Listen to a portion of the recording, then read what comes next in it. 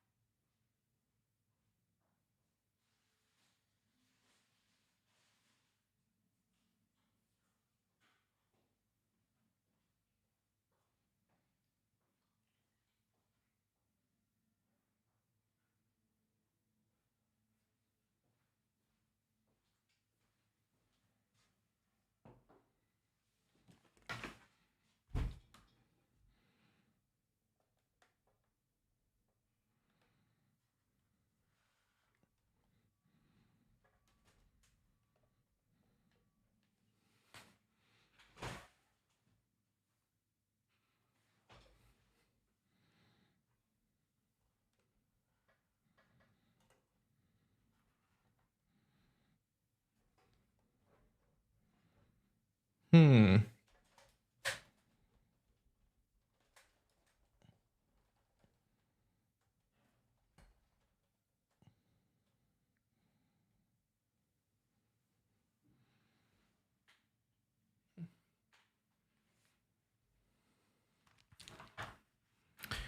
Okay, sorry. I was moving the camera a little bit because it was a little bit out of whack. I think it still is a little bit better than nothing. So, hello, also Gun Gun. Hello, Gun Gun.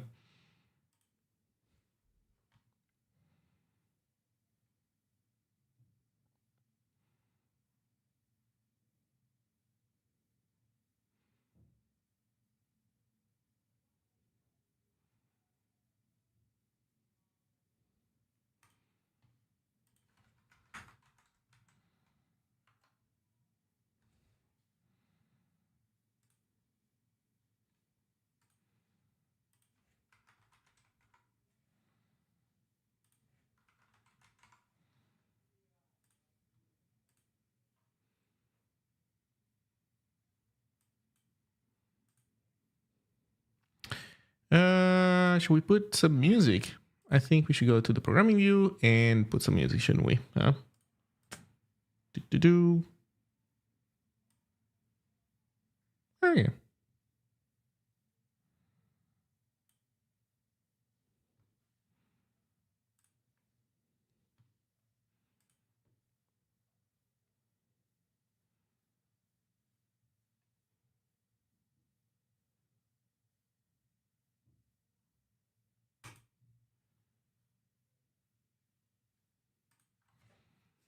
Okay.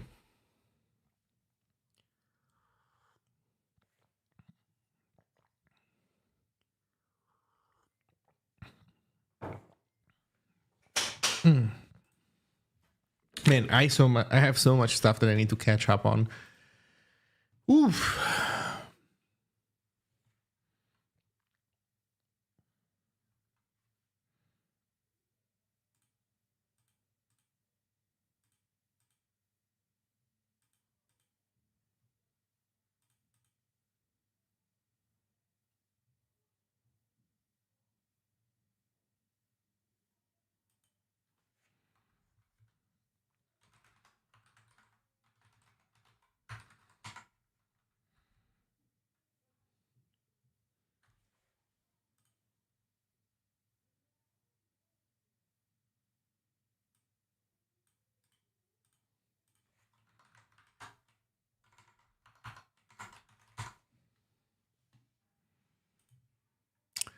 Okay, let me see.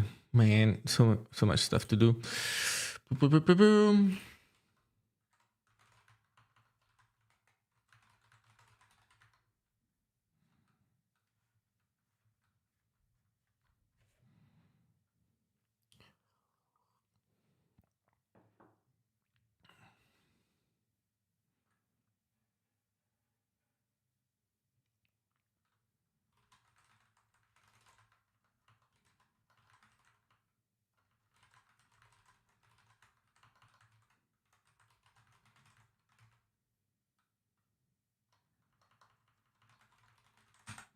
Okay, sorry for the slow start, but you know what? Maybe I should put a timer. Let's do a, I don't know, Borg, AFK. How does it work? I forgot. How does Borg work? Let's give it 10 minutes. Stream starting. Making tea and chatting. I'm not making tea. I'm chatting, but still, like if you look at this sentence, like a programmer would as a conjunction, making tea and chatting, then this would be false because I'm only chatting. But in reality, people normally write, even though they write and, they mean or. So from that perspective, we are definitely making tea or chatting. I forgot to comment on YouTube, but nice video, thank you.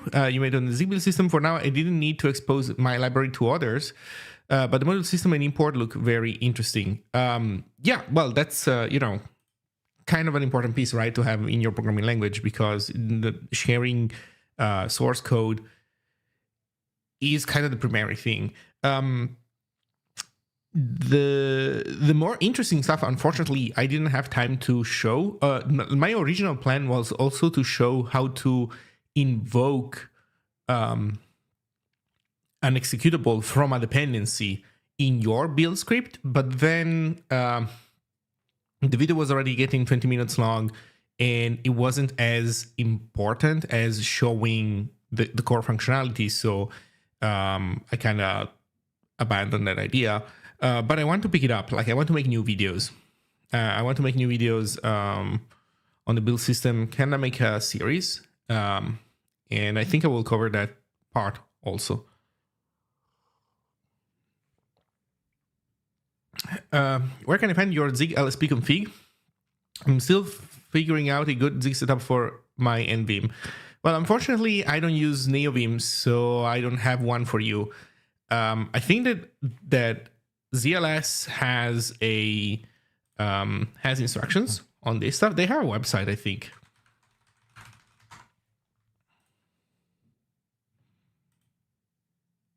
Let's see, NeoVim. So on you go to the repo, right? Let me show you all the steps. You go to the repo, click the link here on the sidebar, and then they have instructions for stuff, and they tell you you can use Vim LSP config, which I think is what most people use. And just so you complete me, okay.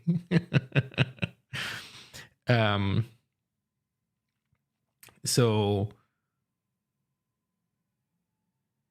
yeah, just make sure that your ZLS is in line with your version of Zig. They need to match well enough. And by well enough, I mean, I think they use the same versioning numbers as Zig. I'm not 100% sure. I think they do. But the point is, you know, if you update Zig and you don't update ZLS, be careful, because if chances are that something broke.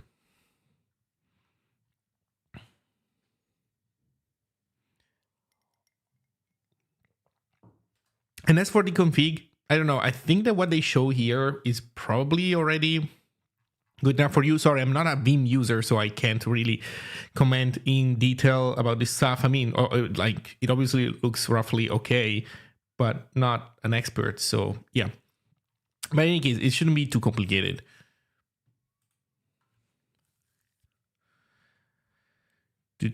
After build of Zig is kind of those obscure files, file where you need to have the will to dig deeper to understand what it does. Well, if I understand what you're saying, yes, the build system is not immediately obvious to use. But, you know, there's also another, I think, interesting aspect in this whole story, because after I published this video, I got some positive reactions, a good amount of positive reactions. And then there has been a lot of discussion about whether the build system should be simpler, more complicated. Some people, the template should be simpler, the template should be more complicated. It should do this, it shouldn't do that. And I do think, as I said in the video, the template should be changed. We are discussing changes to the build to the template in the core team. But there's also another aspect which is more related to, you know what? Let me pull up some comments. So I'm pulling up comments because I'm going to comment on some comments that people made. I don't want to call anybody out. That's not the point. Also, you know, I have the luxury of having a channel that is small enough that nobody cares. So I can act like a normal human being, and I don't have to be super careful about stuff, because people that have bigger channels, you know, I don't know, like you see a comment and you say, yeah, I don't know, I don't think this comment is particularly smart. I think it's kind of dumb. But then, you know, they have 10,000 people watching, and it's a different thing. But in any case, I want to leave this one for later. But there were some discussions here. You know what? This is already, I think, pretty much already main content. So let me take this down. So here on Zigit, people were saying, Flu had some nice comments, so that's fine. Let me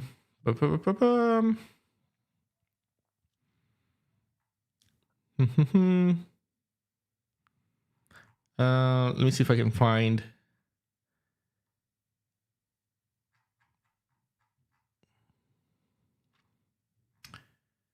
Let's see, my only real problem. Okay, my only real problem with the build system at the moment is that it's very hard to find information about it. The docs are good but too concise and don't have enough examples. Videos like this are very helpful, but a long list of recipes would be nice to have too. So here's my issue with this type of comment. I mean, I understand the pain. I absolutely understand. I think it totally makes sense. But also, it's very hard to find information about the build system. That's not exactly true. Like, you can do this.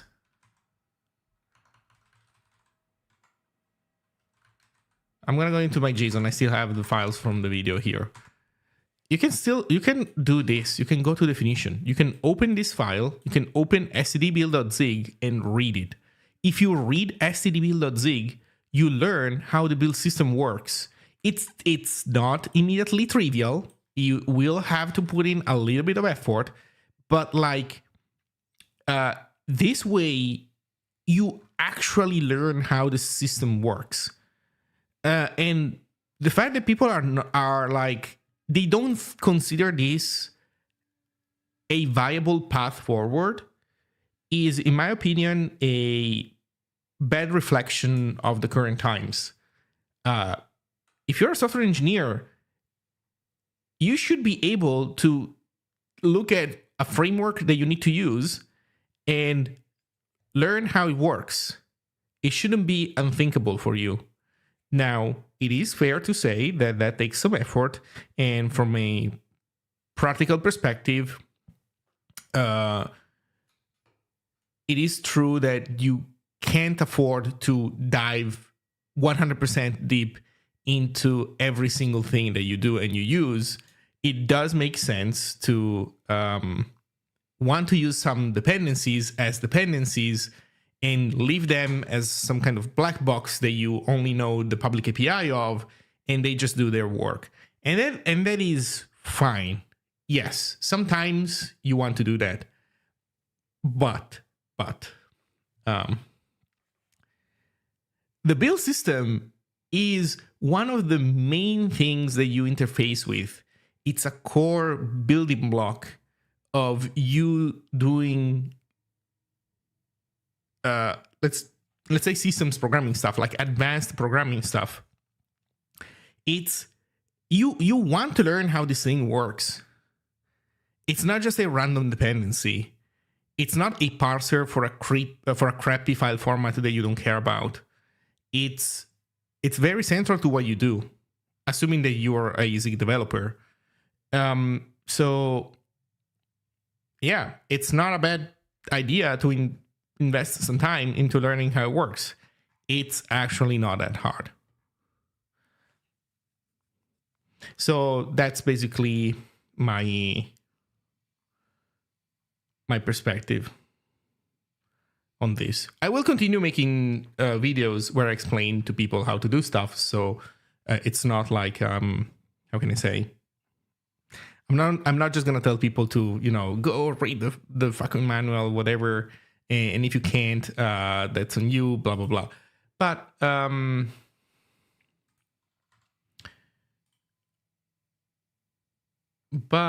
one sec, huh?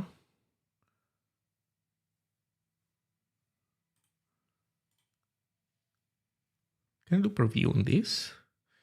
Yes, I can. Nice. Okay, cool.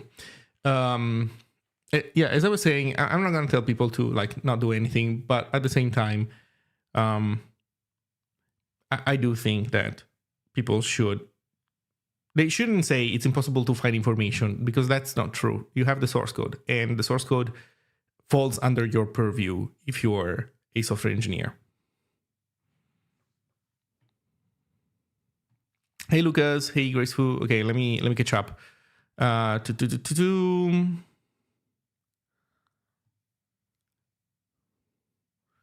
What about, let's say, have Zig init have a set of templates or custom templates to be pulled from Git, just like packages are. So the idea of having advanced templates, I think it's reasonable. I don't think it's super important to have in a language, because the truth is that if you really want a fancy templating system, that could very well be a third party thing, because you don't even need people really to standardize on this stuff. You need to have the primitives of the packaging system, of the Zig build system, the package system, the module system, how modules work. You need that stuff to make sense, sure, but you don't need this stuff necessarily to be inside of Zig itself. That said, the templating stuff that you do get from Zig init should be nice. Right now, I don't think it's super nice. One thing that people were asking for is the ability to generate the initial files without comments. That one is also reasonable to ask for. But for example, yeah, well, you know what? I'll tell you one thing that I a discussion that I was having with MLAG. In the meantime, oh, sorry. What? Right-click changes the thing? No, don't. Right-clicking on an OBS scene changes the scene. Why? Why does it work that way? Oh my god, OBS. That's the first time that OBS is truly letting me down in the way it works. Anyway. Let's see. First time catching you live. Well, thank you. I think it's more people don't realize the build system is in the standard library, and that kind of build pipeline generator. It's kind of hard when you never touch. I guess it's after all, it's kind of hard when you never touch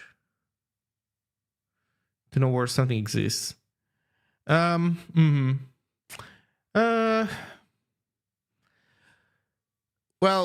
the truth is, even if the build system wasn't in the standard library, you would still be able to read the source code if you wanted to.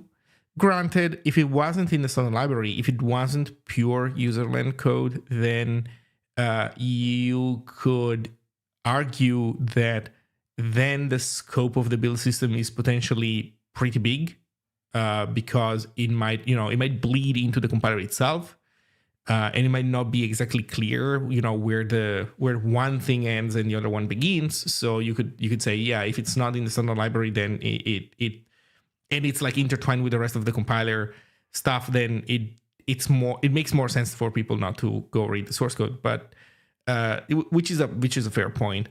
But it is, I mean, userland code. I pointed it out also in the video. I think I will I will reiterate this point again in future videos, because I do think maybe I'll also add some replies to comments on Zig, etc. Because I do think that people should read the code. Like, there's no way around it. I'm sorry. We can put out documentation. Documentation can do a lot. But if your attitude is, if you don't put it in the documentation, I'm not going to learn it, you failed. Like, you failed from the start. That's not how this works. It's not theology. We're not telling you about some kind of God that we made up. You have the source. And that beats any kind of documentation or marketing material that we can put out. In any case, did you know that syntax and lighting for the Zig website is really low contrast on light mode? Maybe. I think somebody sent a PR for that. Maybe. Maybe somebody did. I don't know why I'm going down this path. It's not the shortest path, but whatever.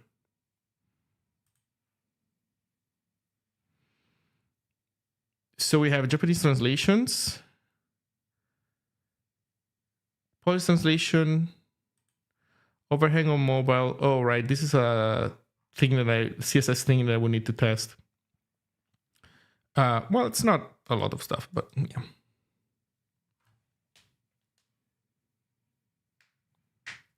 Shortest path is for VCs.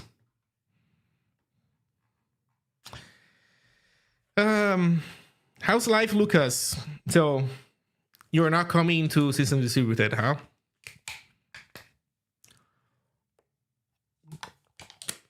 I guess it's hard being CEO of Zig on Twitter, so the schedule is kind of busy, I'm assuming.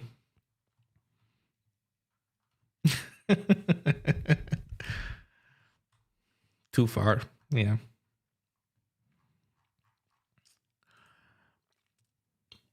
Okay. So what should we do? Oh, well, you know what? Maybe I can. Maybe we can workshop a little bit what the next videos should be. So people, find people in chat. What are your like after views? Assuming that you've seen the first video, what would be your next question about the build system? Like you learned some basic stuff. Ideally, now you know how to create a new project, create a module, expose it to consumers, use that module in your own executable. Maybe it's not immediately clear why you would want to do that over just putting everything in one module for the executable. But I did provide you with some logic. Maybe I could expand on that in a future video. You use Go or Zig now?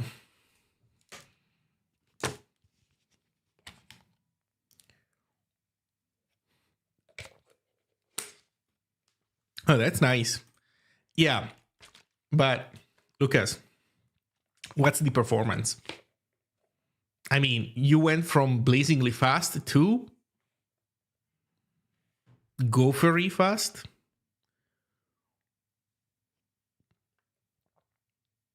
Don't tell me it's faster. I won't believe you.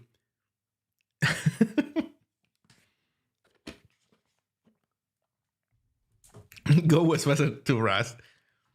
Listen, that's okay. So that's because you already did it once, then you had the opportunity to do it again, so you made it better. Are you sure that you're fully spec compliant? And what about the compilers simplifying out things in your benchmarks? Because maybe you made a benchmark that isn't the same. Also, did you use the same computer? You know, scope-based right is a lie. I mean, it's real. It works. It's just still garbage collection. That's the problem, though. Yeah, but in any case, what else? Also, you use a different editor. Your new editor has writes nicer bytes down, so that in turn has a better calligraphy on disk. So that's also why the final executable is faster. And I'm confident, I'm sure that if you rewrote it in Rust now, the Rust version would be at least an order of magnitude faster than the Go version. And also you use unsafe when you shouldn't have, and you didn't use unsafe when you should have.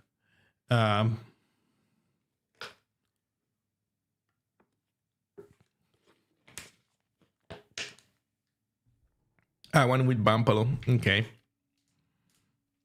Go beat the Arc Soup. That makes sense. Okay, sorry, I was goofing with Lucas. Let me go back. Okay, let me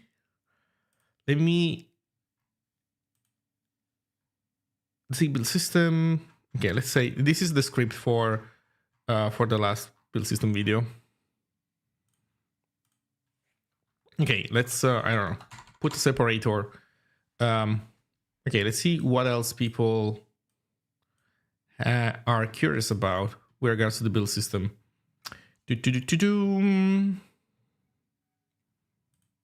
Build options, install prefix. Okay, reading the source is more natural in a proper IDE. Smalltalk like IDE. I mean, dude, it's source. Just print it out if you have to and read it as a book. That works too. Like, there, I don't know. I don't buy this. I mean, I get it that there's some. It's nice to be in your Smalltalk ecosystem, looking at Smalltalk stuff, while small talking. But it's not necessary. You can survive. I think a classic of the build system stuff should be C interoperability. Okay, so CLI options, prefix. Then what else was Low Byte Fox saying? Oh, that's like prefix. I guess we can say custom options. Gangan is saying C interop.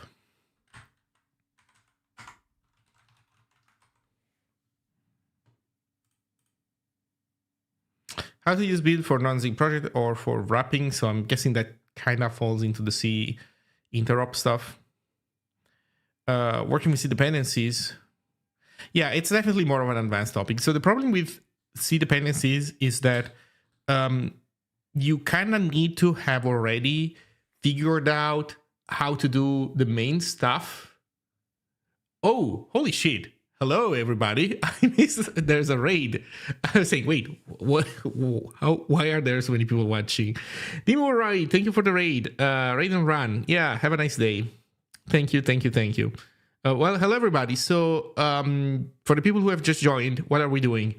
If you were ever interested in trying out Zig, and maybe you did, but then you kind of felt stuck because the build system wasn't clear to you and it wasn't clear how to add dependencies or how to make your own package, because it is indeed true that the build system in Zig is more complicated than other stuff like Python, but for good reason. It's not a accident. It is like this because, well, you know what? Lucas was saying nice things about Go. Let me rebalance the scales by saying something bad about Go.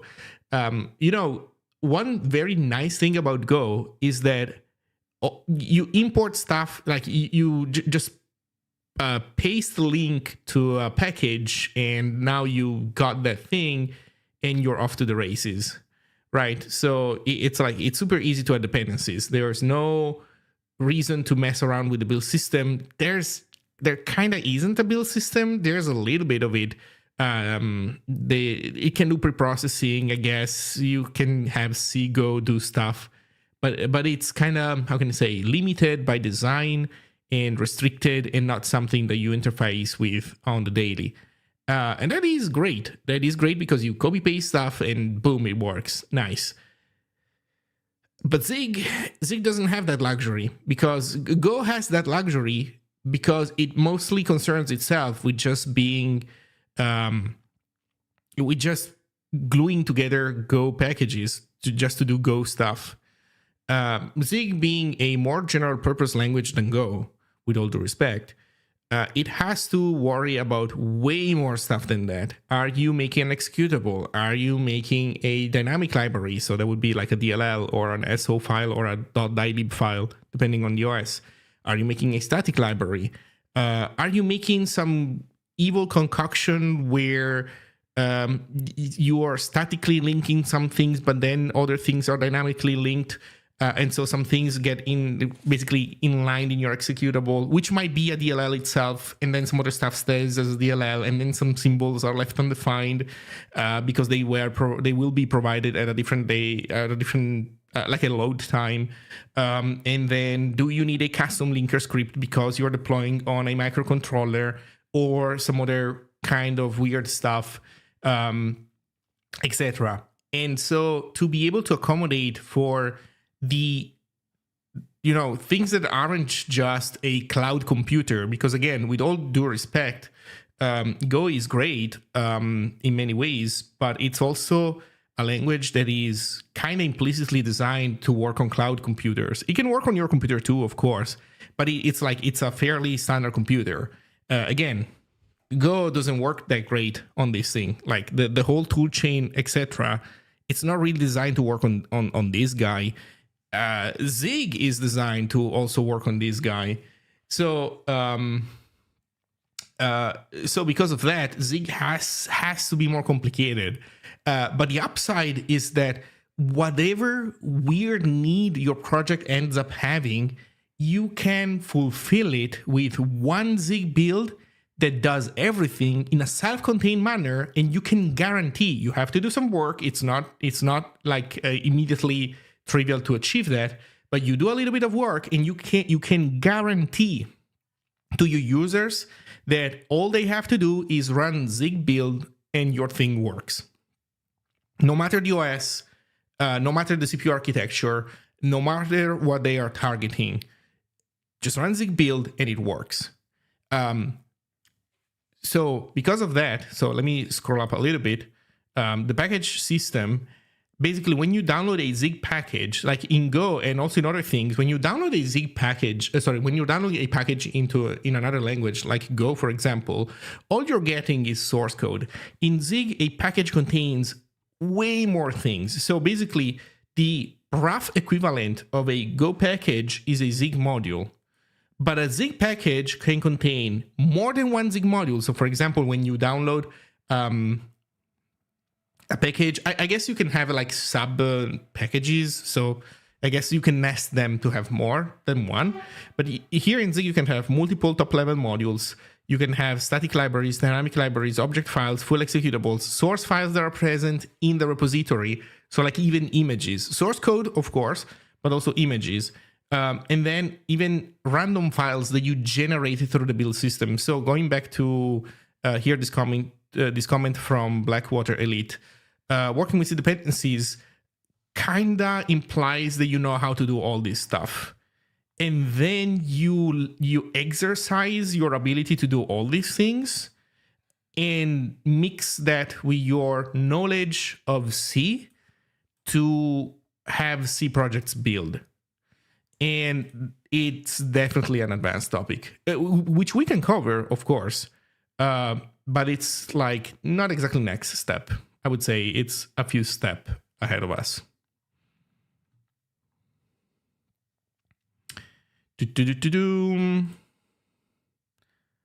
Let's see. It's interesting how every chat wants to see Zig with C building tutorial. Yeah.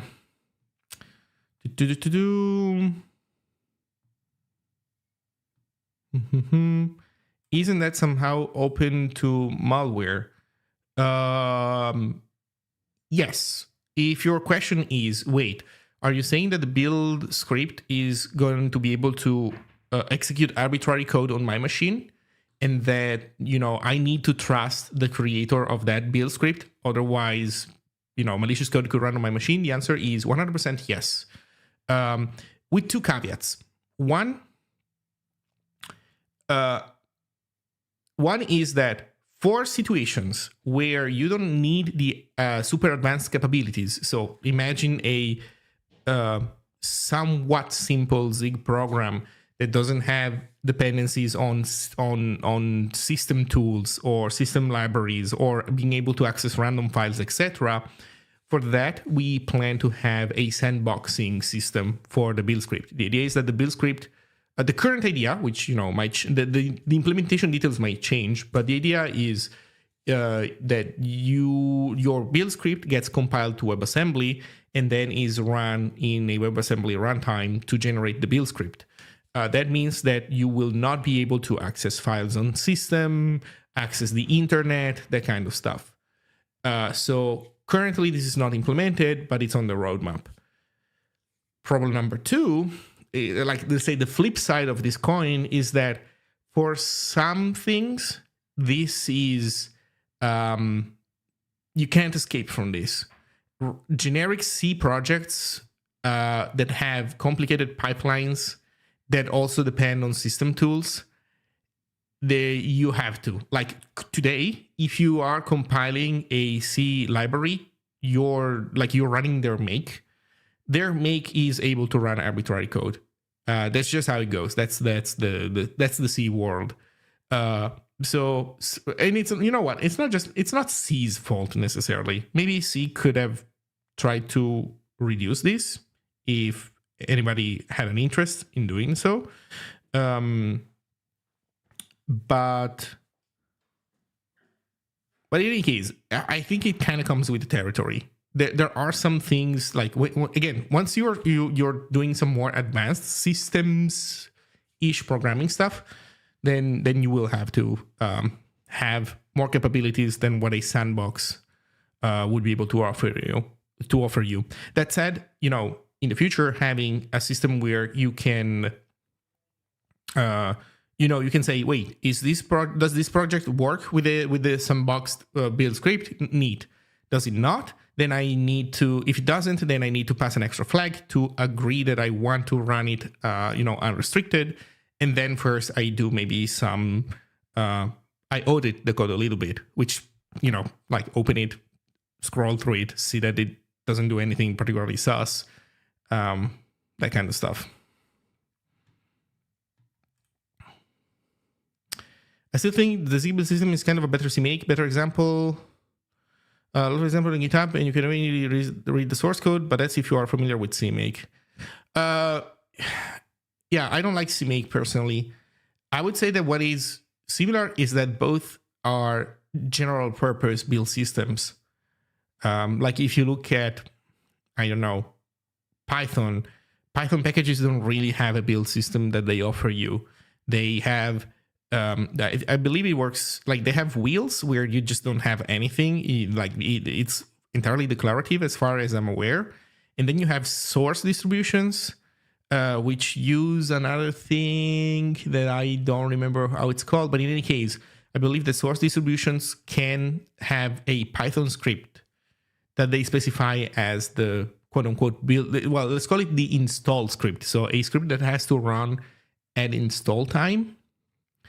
But then that thing doesn't have a build system in on itself. Like it's on you to run the steps, do the things on your own. There's no build system. So in that sense, that's certainly a class of tool that I believe doesn't really exist in those high-level programming languages. I might be wrong. Maybe somebody made something like this, but it's certainly not standard. It doesn't come with the language itself.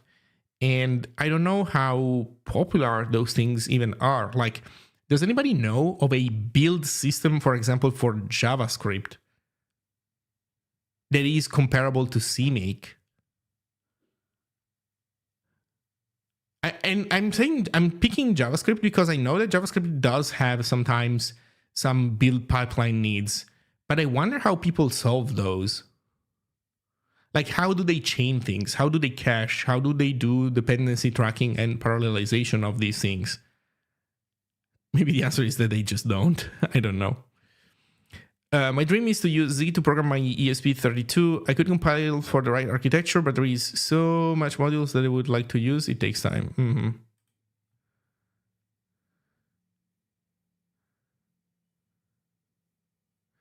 Could one have the build Zig of a Zine website depend on and install Zine itself as a dep?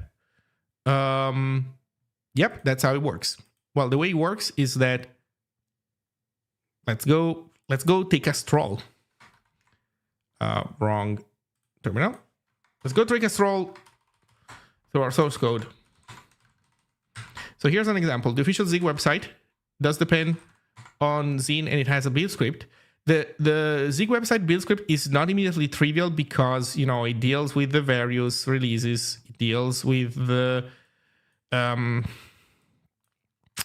with examples that need to be built and tested, and this is all stuff that has nothing to do with Zine itself. This is run Zig scripts. This is implemented in the build script, and it uses another dependency called doc test, which is a thing that runs your code and tests it. And the reason why this is not the normal Zig testing stuff is because with this one you can expect, like, you can use this to assert that you expect a, for example, compilation, like a invocation of Zig build to fail with a compile error, because that's what you want to showcase. It's called doc test because the idea is that this is testing, but for the purpose of creating documentation, where in the documentation, maybe you want to showcase a particular type of compile error. So in that context, a compile error could be considered a success.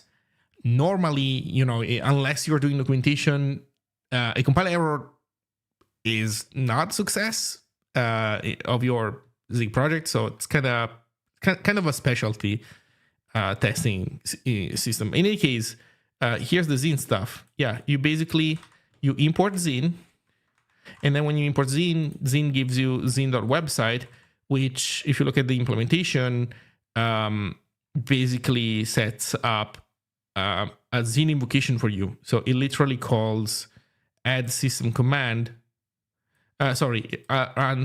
Add run artifact actually works this. It does both, right?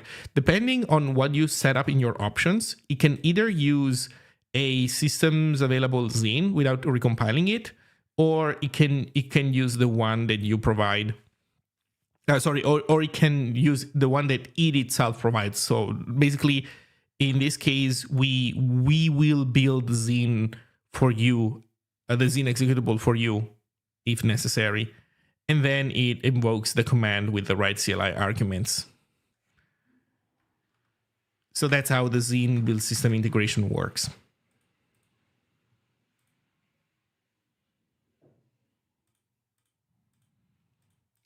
Vite, trying to do it. Let's see what's Vite.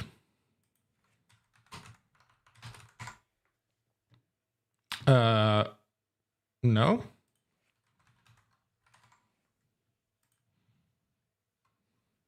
The build tool for the web. That does sound like it. Guide. Plugins. Philosophy. Is there like some, I don't know, code samples or something? Can we have code samples?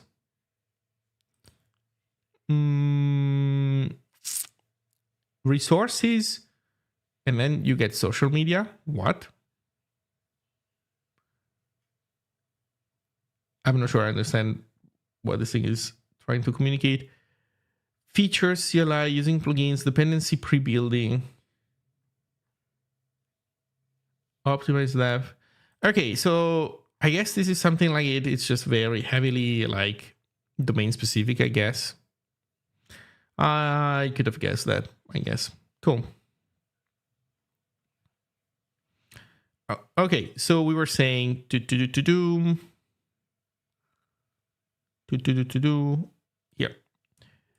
So it's interoperability. Okay. Here's what I was thinking. I was thinking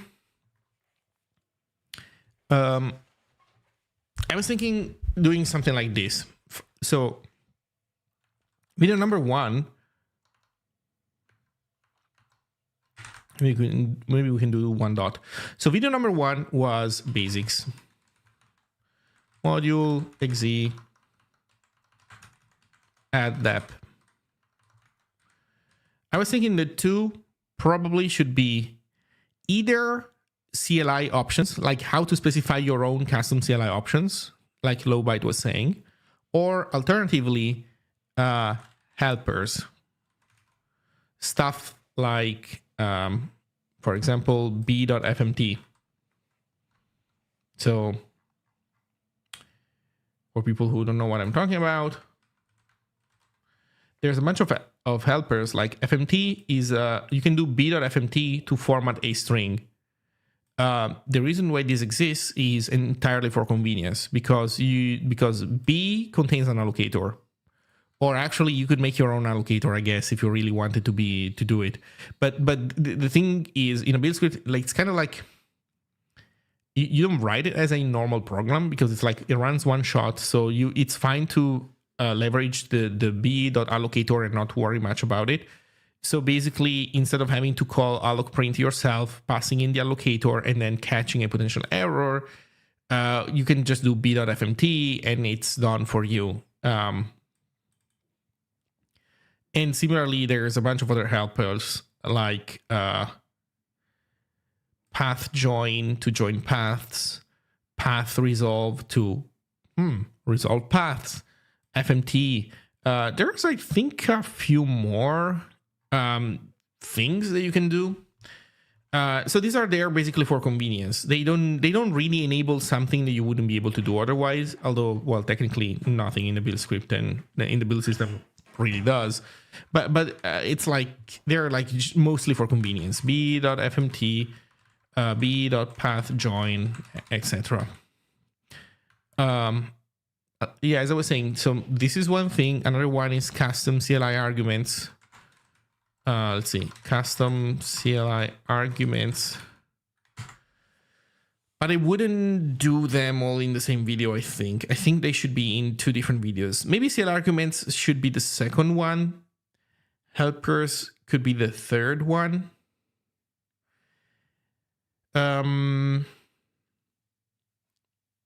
Also, I think the CLI arguments should be CLI arguments and options, where the idea is options is basically b.add option. I think it's plural. Is it plural? We're about to find out. It is plural. I was right. So add options so that we can teach people how to wire CLI arguments into their project. If the year was 1970, would we call Zig a high-level language? Probably yes. 1970, that is, what, 3 years before... I think that's Pascal. I think 1970 is the year of Pascal. That is 3 years before even the Pascal kit. So, yes, Zig would probably be a relatively high-level language, more than relatively. Also, I don't know how many computers would be able to make it run. It was a rough fucking time, 1970, for computing. How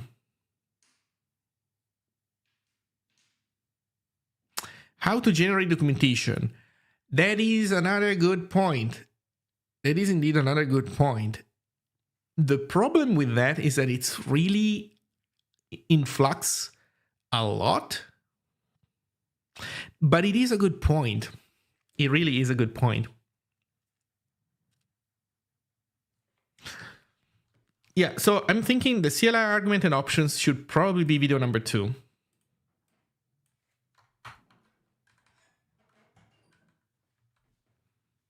Three should be helpers.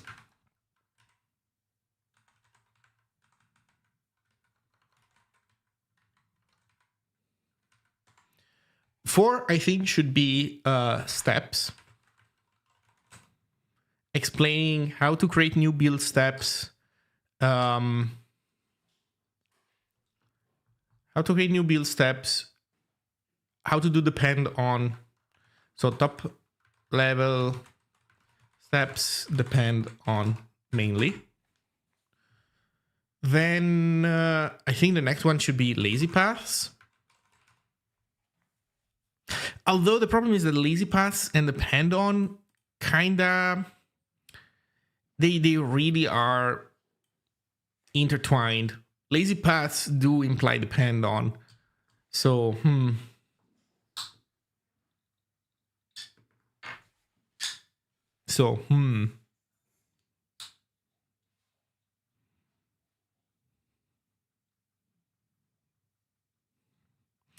I watched a video from Bell Labs where they introduced Unix, and the guy said C is a high-level language back then.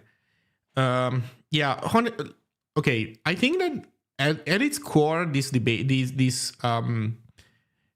point is kind of boring to make. Like, I don't think there is anything hugely interesting to learn by knowing this distinction. But it is true that languages that today we consider low level, in the past were considered high level.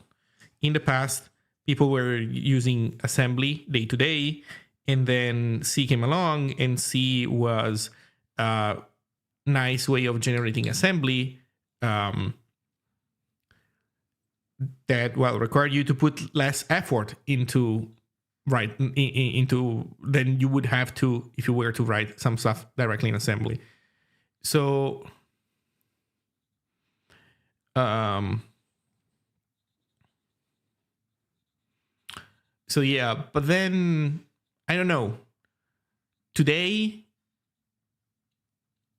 on average, people don't do assembly and they don't do C. On average, people do JavaScript. And compared to the average, C is definitely low level. And same with Zig. So yeah. What do you mean by top level steps? Running external tools? No. Top level steps are basically the things that you can do with a build script. So when you do, it are the ones that correspond to some commands. It's when you call the step function, which in a build script, let me pull up a default build script. Oh, this one is good. So no, this one is not good. Let's go to my app, build script. Here you can see that we're saying that when you invoke the build system, when you run zig build, you can say zig build run, and run invokes this top level step. It's a starting point. It's like a root of a tree of steps. So by saying zig build run, you invoke this guy, and then in the build script you have that this guy depends on running this command. So basically you are wiring this subcommand to executing this step, which is this step, running the executable. But running the executable depends on compiling the executable. So leaf of the dependency tree, I guess it depends on which side you want to look at it. I think of it as the root, not a leaf, because you can have multiple leaves. I think of them as separate trees, and each top level command is the root of that tree. But because it depends on multiple things. But really it's, you can look at it whichever way you want. The point is, these things have a relationship. Top level steps are things that as a user you can request on the CLI. So you can say, run, do this, do that. And then that implies executing some steps and not others, potentially. That's kind of the idea. Can't wait for the time where young devs call Python a low-level language. Maybe 20 years? You think so? 20 years? Probably even less than that. I mean, if vibe coding continues to become a thing as it currently is, it might very well be that programming becomes a synonym to prompting. And then when you're doing low-level stuff, you are looking at the Python generated by the LLM. Who knows? Who knows? Honestly, not a future that Sorry. Not a feature that I would be looking forward to, but might be.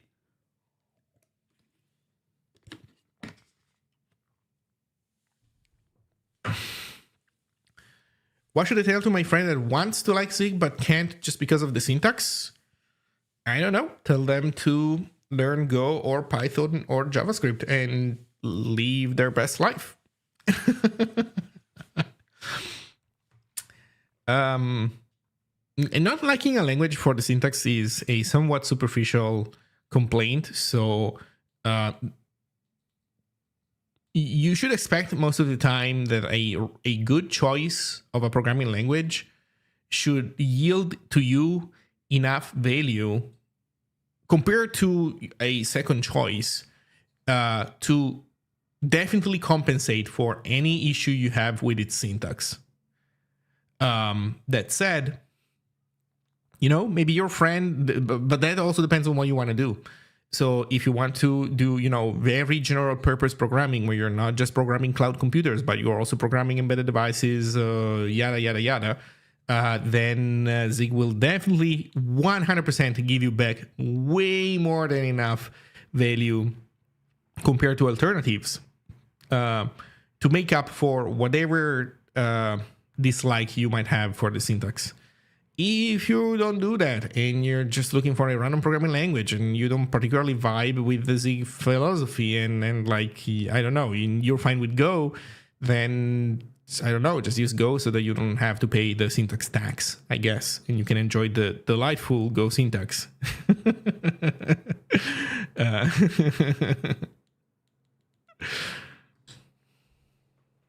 He's an hardcore C dev. Then you know what? Then let him do C. Leave him in his C soup, and that's fine. At some point, the pain will be felt, the cure will be seen, and your friend will change their mind. Probably, I don't know, but whatever. Did you talk about Zig in game dev yet? I don't know. What's the question about Zig in game dev?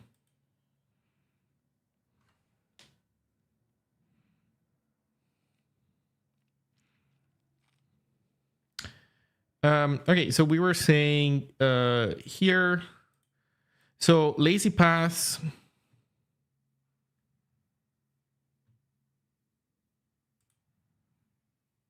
I think it needs to be like this: build steps and lazy paths.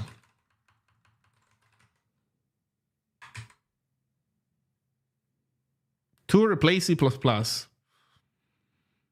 Okay. But the thing is, I don't know. What is the question? What is the point of discussion? Like, can you use Zig to do game dev? Sure. Can you use Zig to replace C++? Sure. Or rather, kinda. You can definitely program in Zig anything that you can program with C++, but not everyone who programs C++ would prefer doing that in Zig. Some people would. I would argue a lot of people would. Not necessarily because C++ is particularly bad.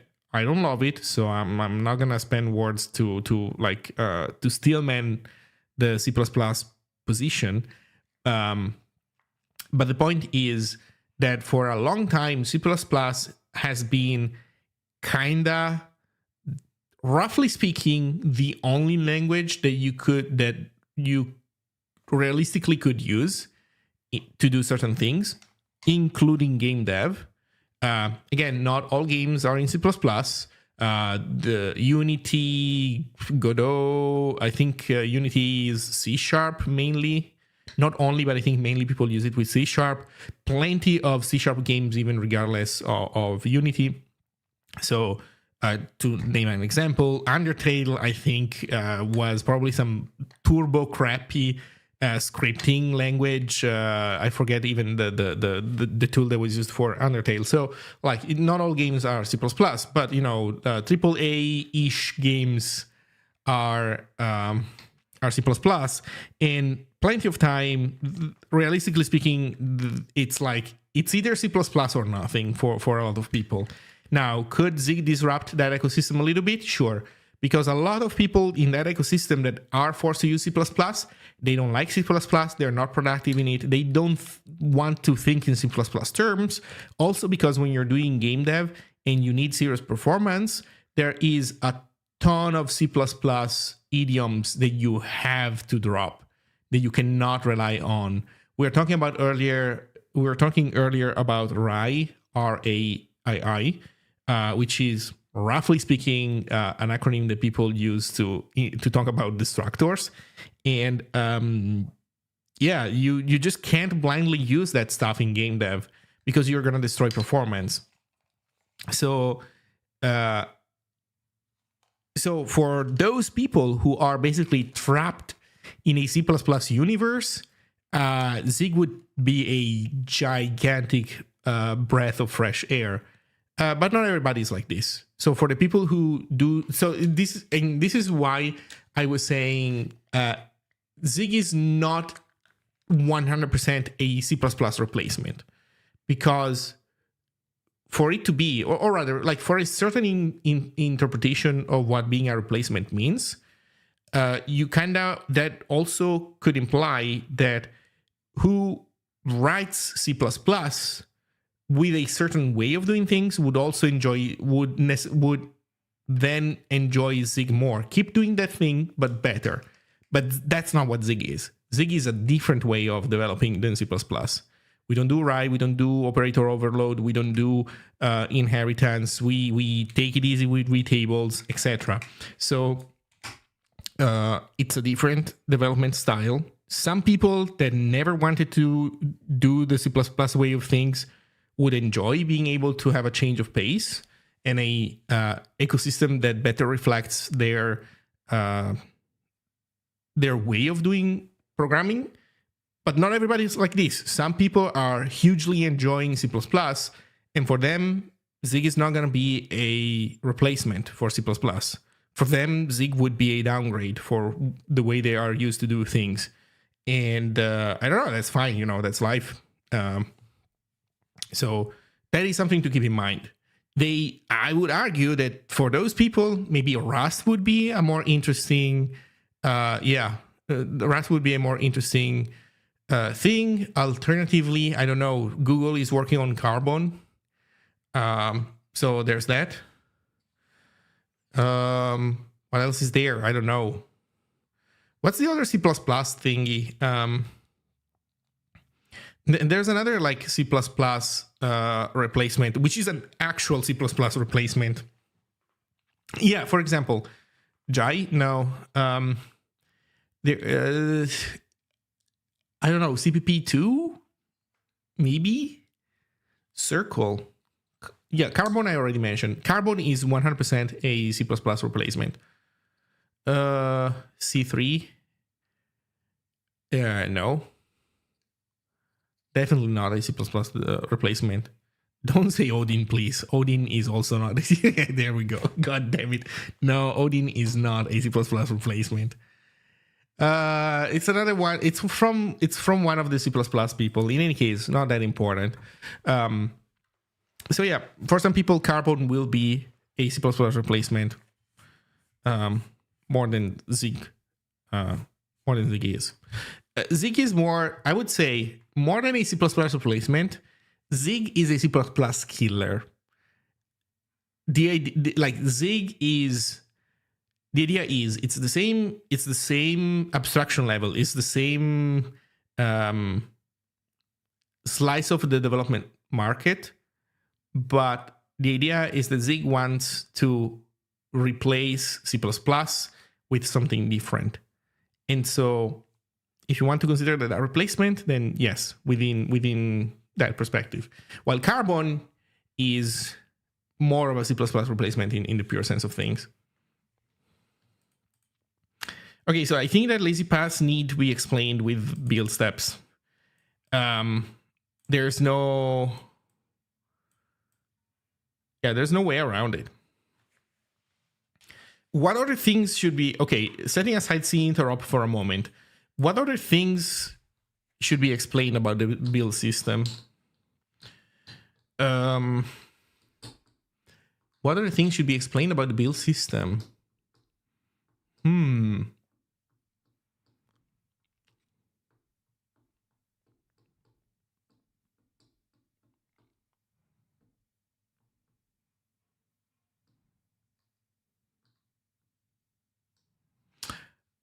Yeah, no, Michael, I don't know. Other than what I mentioned, I don't have anything else special to say. Like, if you're wondering about, like, if there's any like big high level thing happening, what I can tell you is that some people are working on this Mac engine. So Mac engine is a game dev framework for Zig. It's still work in progress. So they are working on rebuilding a lot of technology bottom up, and that takes time. So today, this is not like a mature framework or like full-fledged one. I think I would say not even remotely, but it's getting there. They are doing like all the hard work to start from the bottom and rebuild everything that they don't like from the current ecosystem, including like shading language. Like I think they're making their own shading language even. So that's one. But other than that, yeah. Here's what I can tell you. Another thing that a while ago, Baba Is You, this game here, Baba Is You was ported to the Switch, and a part of that work involved Zig. The company that was hired to port Baba Is You to the Switch. Andrew, if you've never played Baba Is You, it's a pretty nice puzzle game. It's pretty cool. I highly recommend it. So the people who ported Baba Is You to the Switch, they did so using Zig. Why? How do I know this? Because they opened an issue on the Zig repository. They needed something fixed, I believe. And oh, you have it. Okay. Yeah, they needed a bug fixed, and then they actually pointed out that that's what they were doing, and they told us, and they wrote that they did so successfully.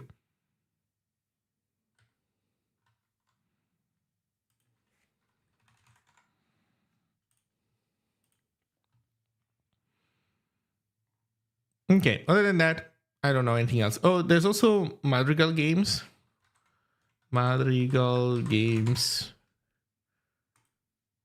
So this game here, Traction Point, this is made in Zig. I think it's not 100% Zig. I think there's also some C++ in there. There's talks about how this works, but yeah.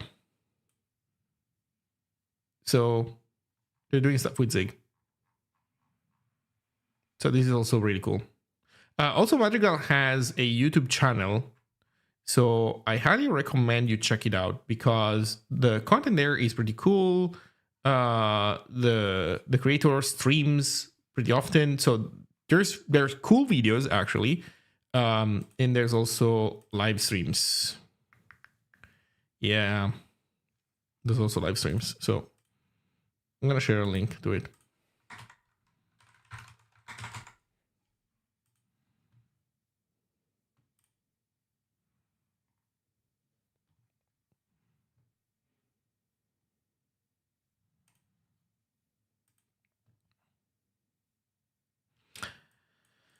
Okay, so basics, custom CLI arguments and options, helpers. So another thing is like doing things on the file system, like using normal programming to access the file system stuff. For example, I don't know where that should go. Maybe in the helpers version, in the helpers thingy, which at that point that means that helpers and fs and file system access. Maybe if we do this, then this should go here.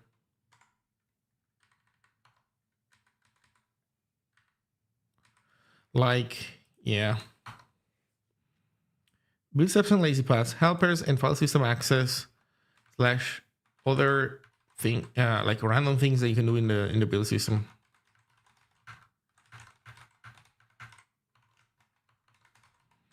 And then probably in the fifth one, does the Zig build system support different profiles?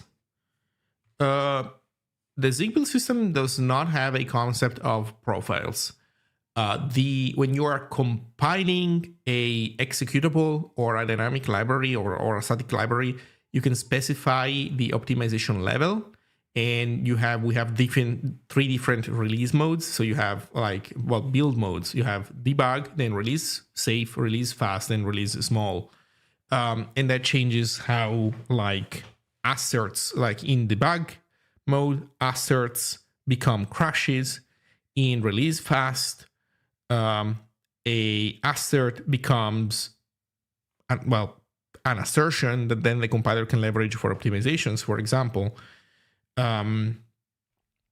So that is a form of profiling, but that doesn't directly influence the build system much. It can. So you can, in your build script, for example, I can show you here. Here we use this utility function to parse from the CLI this option. So the idea is that people can do, once you define this, people can do zig build dash the optimize equals, or you know what, even better, they can do dash dash release equals fast. They write this, and that sets optimize to one of these values. Well, if they write release equals fast, it sets this enum to this value. So then in here you can do this. You can do if optimize equals release fast, and then you do stuff, or you don't do stuff. So you can do it if you want, but it's not super common. And I feel like this is not as general purpose and as you would expect when asking this question, because I'm guessing that when you say profiles, you might mean for something more generic than just debug versus release safe. Maybe you want a build that keeps, for example, that adds extra instrumentation to only one subsystem of your program. Let's say that you're making a game. We're talking about games. So maybe you could have a profile that says, add instrumentation to the rendering stuff, add instrumentation to something more. I was thinking more like dev production staging. Okay, I guess that's another way of looking at it. So yeah, let's say that you want to make a build where you want to target different, environments.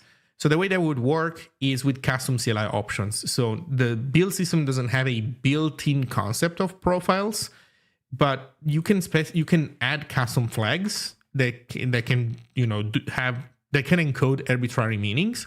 So you can definitely do zig build, and then you say people have to say -d and equals production, for example. And then here you do if b.option, let's say that it's a boolean. No, it's not a boolean, it's an enum. And we have production, dev, staging, I don't know. So this is the possible types that we get. Then the name is env, and then the description, let's just not put one now. The description is basically what shows in the help menu when people invoke zig build help. So option or else. So this gives you, this function invocation gives you an optional t. Our t is this enum, but we have an optional one, so it could be null. When is it null? When the user doesn't specify this flag at all. So the question is, what's your default, basically, right? What should be the behavior when this value is not specified? So the answer could be that by default you default to .dev. And so let me put, at this point, let me put this into a variable.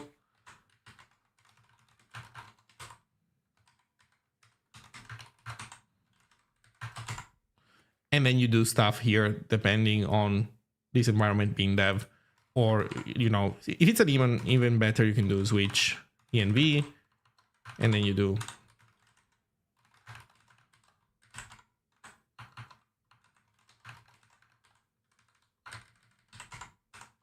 you get the idea, right? And you can tweak the build based on that. And then there's a way also of passing this information down to the source code of your program, which are it's just a few more lines. I'm not gonna get into it now. I'm gonna make a video about this, but that's how you do it. So you design these flags how you want them to be and what you want them to say, and then you're good. Hello, Temporus. Yeah, and yeah, I think it makes sense for this to be video number 2. Then video number 3, build steps and lazy paths. And then, like, once you're here, once you know how to do these 3 things, at that point you're pretty well into your like intermediate level of knowing how to use the build system. Then helpers and file system access. The point, I guess, here when I say file system access is the idea that while in your build script, you are using all these utilities that the build script offers you. It's still a normal program that runs. So you can, for example, let's say that you would like to run a program on every file in a given folder that maybe the user gives you as a CLI argument. Then yeah, how do you do that? Well, the answer is you open that directory, you start walking, like you start iterating over all the files in there, and then you create a step in the build script for every one of those files. And so the point is that you're not forced to only use these things. You can also use normal stuff. It's a normal program and can do what normal programs can do. That said, I think that then once you learn that, the next step would be to learn config versus make phases.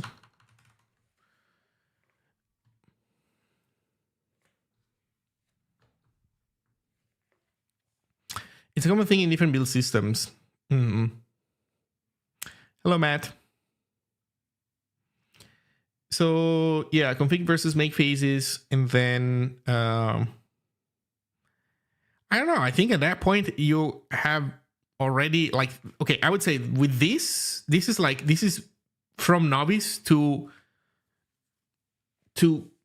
yeah, super intermediate. Great video, thank you. How have you been? Not bad, not bad. How's your horoscope? Oh yeah, that's pretty good. Thank you. Not bad. Yeah, it took me forever to make that freaking video. And hopefully I can learn how to do the work to make the thing happen faster as I go forward, because I do think that this is going to be my future for a while. I feel like we got to the point where learning materials for the Zig ecosystem / Zig community kind of has to take that shape. To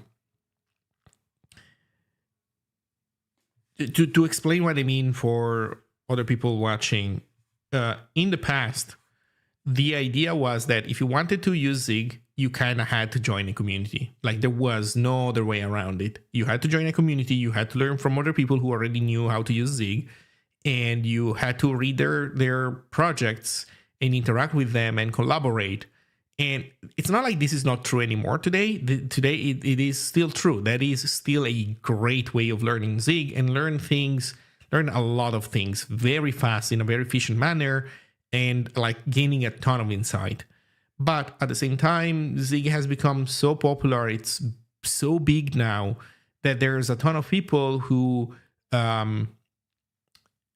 who are not gonna do this, or rather, that would have been true also in the past. But let me rephrase it this way: it is now increasingly becoming unrealistic for us, for the core team, for me, to expect people to do this. In the past, I could say to 10 people who really were into Zig to do that, 8 would do so, and they would have a good time, varying degrees of a good time, but they would roughly have, most of them would have a good time, and then maybe 2 people wouldn't do it, and it's like, yeah, sorry, dude, it's kind of on you. Also, because the alternative would be to create a bunch of materials for things that change dramatically from one day to the next. There used to be a time where if you didn't update Zig in 3 days, like it was your mistake. Like you were using a outdated, obsolete version of Zig, and that it's just on you. But now Zig is not like that anymore. Now you can use a tagged version of Zig and keep using it until the new tagged version comes out, and not miss out most of the time on humongous improvements. Humongous improvements will come. There are still some that need to come. So this is not going to be true. This is not always true.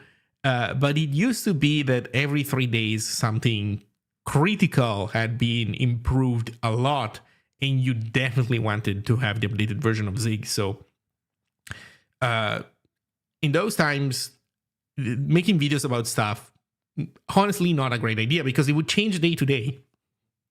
But now everything is more stable, and now telling 10 people to do to join a community, learn from other people, etc. Now that probably yields different numbers. Now you get that 3, maybe 4 people actually do it and have a good time, and then 6, 7 people do not, and they do not have a good time, and they get stuck. In the meantime, Zig has slowed down comparatively to the past. Like when I say slow down, it's not because development is slower, not at all actually. But now the core team is working on bigger things that take longer time to come out, and so and a lot of other things in the Zig ecosystem have become mature enough that they don't change dramatically from day to day. So now, having this kind of learning material seems more important. And one thing that I've observed, so what I'll share one secret, okay? So it's only 55 of us here, so don't tell anybody. But sometimes I see that something is needed, and I don't do it on purpose. I am confident that this should be done, and I do not do it. Why? Because my hope is that somebody else does it. Because in the end, there's only so many things that I can do, and I can't do all the things that need to be done. So whenever something should be done, and then somebody goes and does it, somebody else, a member of the community, that's great, because that frees my capacity for doing other things, things that people in the community maybe can't do. So long story short, I guess I started doing these videos because I believe nobody is doing videos like this for Zig. And not only that, but like some people were making pretty bad videos. Does anybody have a link to the string library video? Again, I don't want to hate specifically on anybody. And I am leveraging the fact that my channel is small enough that nobody is going to stampede people if I don't say exclusively nice things about what they do. But there were some Zig videos that were kind of bad that came out recently.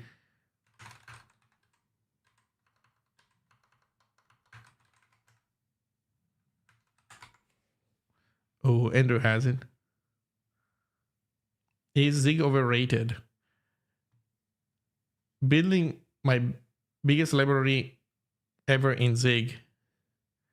Code Guild. Okay, so everybody knows what I'm talking about, huh?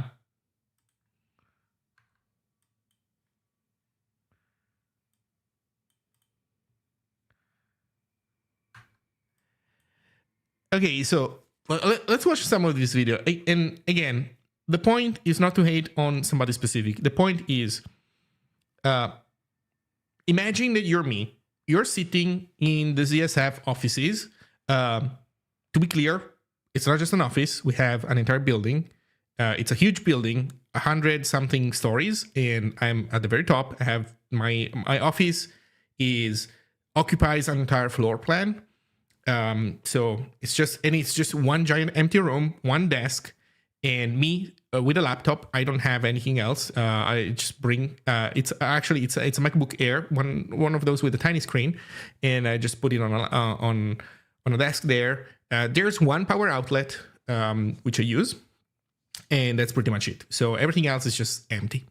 So I was sitting there at my desk at the ZSF office at the ZSF building. And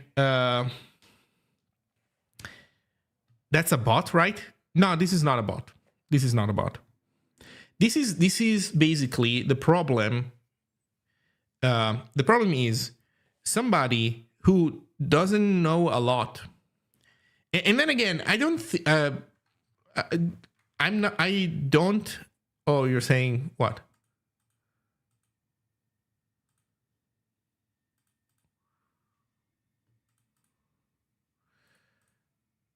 No, that's a legitimate question.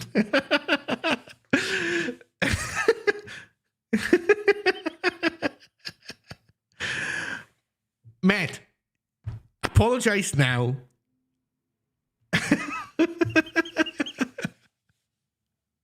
Yeah, this is 100% a voiceover. But okay, so okay, so let me start from the start. So I'm sitting at the ZSF office, and the point is, over time, the Zig project changes, and the ecosystem changes. And some changes, there's nothing you can do about. You have to accept them because they come with the territory. Sometimes a change comes and it's not a good change, and you have to do something about it. Because if you don't, then it's not that necessarily you lock yourself into the bad ending, but some things, if you tackle them early, it's better than when it's too late. And to some degree, culture is like this. So I don't have the ultimate programming knowledge. I'm not Uncle Bob. Uncle Bob knows everything about programming. I don't, but I do have extensive experience when it comes to Zig, where Zig wants to go.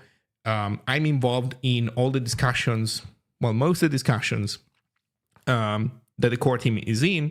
So for this reason, how can I say, I do have some degree of authority.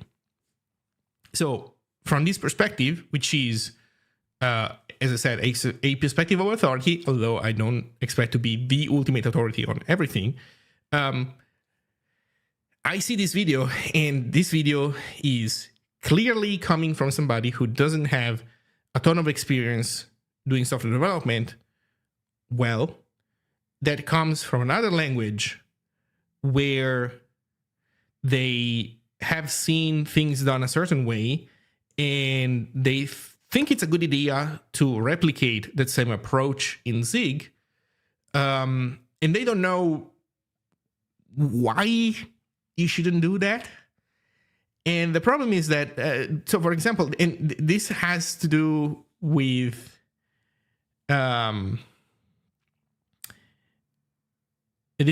Zig strings, right? And Zig doesn't have a dedicated string type, and there's endless discussions about this. And then you could argue, you could definitely argue that maybe, I don't know, the Zig core team is being stubborn, and maybe having a string type would be beneficial. It's a discussion that can be had if you want. But the problem is that here, this nuance is not present. Here, there's just no nuance. And you know what? Let's watch the video because it's kind of funny.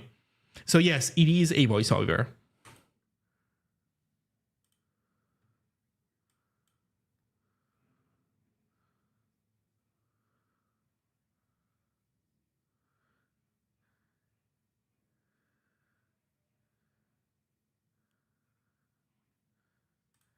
you have that.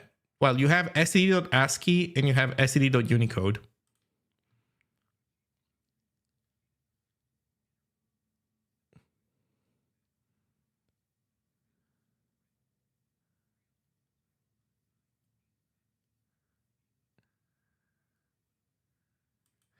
I feel like that some of this is... Oh, you guys... No audio? Wait, you guys don't hear it? Oh, yes. YouTube. Sorry. YouTube, you guys can't hear the audio. Yeah. So that's because I have music running in the background and YouTube is ass. So hop on Twitch if you want to hear it. But you see everything that's being said. You know what? I'll add subtitles. There you go.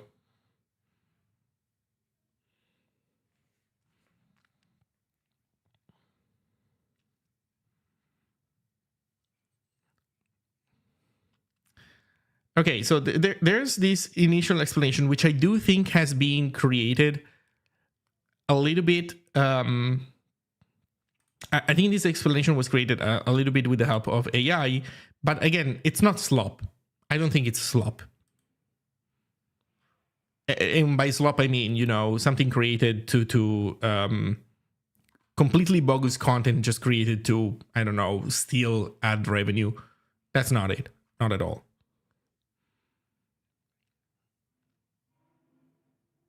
In any case, is this the video that I'm thinking about? What's the part about ZG? Sorry. Okay, so iterate on thing is ASCII table. Then you have emojis. Yeah, so then it goes into Unicode and how you have code points. I don't know if it talks about also graphene clusters, but in any case, it talks about code points at the very least. So we have in SAD Unicode we have code point iterators. Oh, there we go.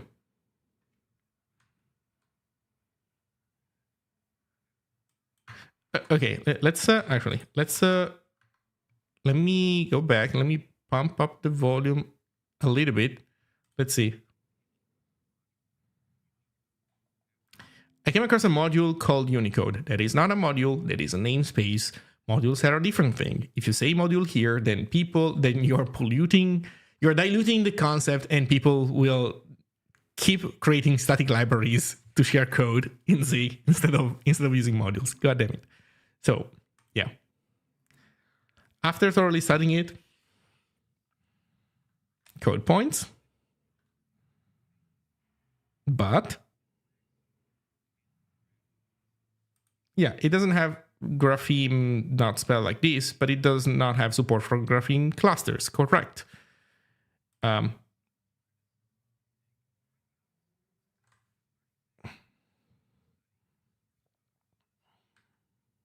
Okay. Let's keep going. There we go. Zig Live. So Zig Live. Hey, Befredel. Hello. Thank you for the resub. Hello. So let's see. Yeah. Yes. Okay, so for people who don't know anything about Zig Live, which by the way, yeah, Zig Live has been re-implemented in as ZG. So the point is, graphene clusters, to have information about graphene clusters, as one example, because from Unicode there's a ton of other metadata that you get. For example, is this character a uppercase character, a lowercase character? Is this a character that doesn't even have uppercase, lowercase? Like think of an accent. There's no uppercase, lowercase, I think. Or emojis. Then, so for example, is this white space? Is it not? You have a word. How do you not only word? Sorry, you have a sequence of code points. Where is a good point? Where is a good place to put a line break? Because if you have like a Latin language, or rather a language that uses the Latin alphabet, you will have spaces, so you break on spaces normally. But then let's say that you have, I don't know, Chinese or Japanese, or like a language that has ideograms and it doesn't have spaces. then where the heck do you break line? And so this is all metadata that you get from the Unicode standard. The problem is that it's basically a bunch of tables, and you're stuffing a bunch of tables in your executable. You have to stuff a bunch of tables in your executable. And so you can have clever ways of compressing this information or making it faster to access depending on your use case. But yeah, the point is, like, you don't want to have that in every single executable. You want to have it if you need it. As a counterpoint, look at Swift. Swift is my browser, or your cam is out of sync. I think it's your browser. I would recommend refreshing the page. I'm not 100% sure, but I'm fairly sure. So look at Swift.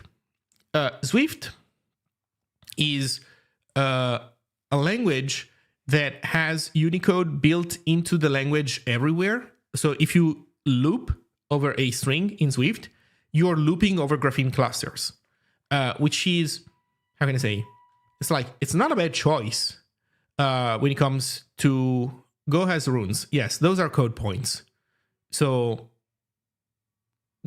Go has, by default, what you can get in Zig from std.unicode. If you go std.unicode, you can get code point iteration.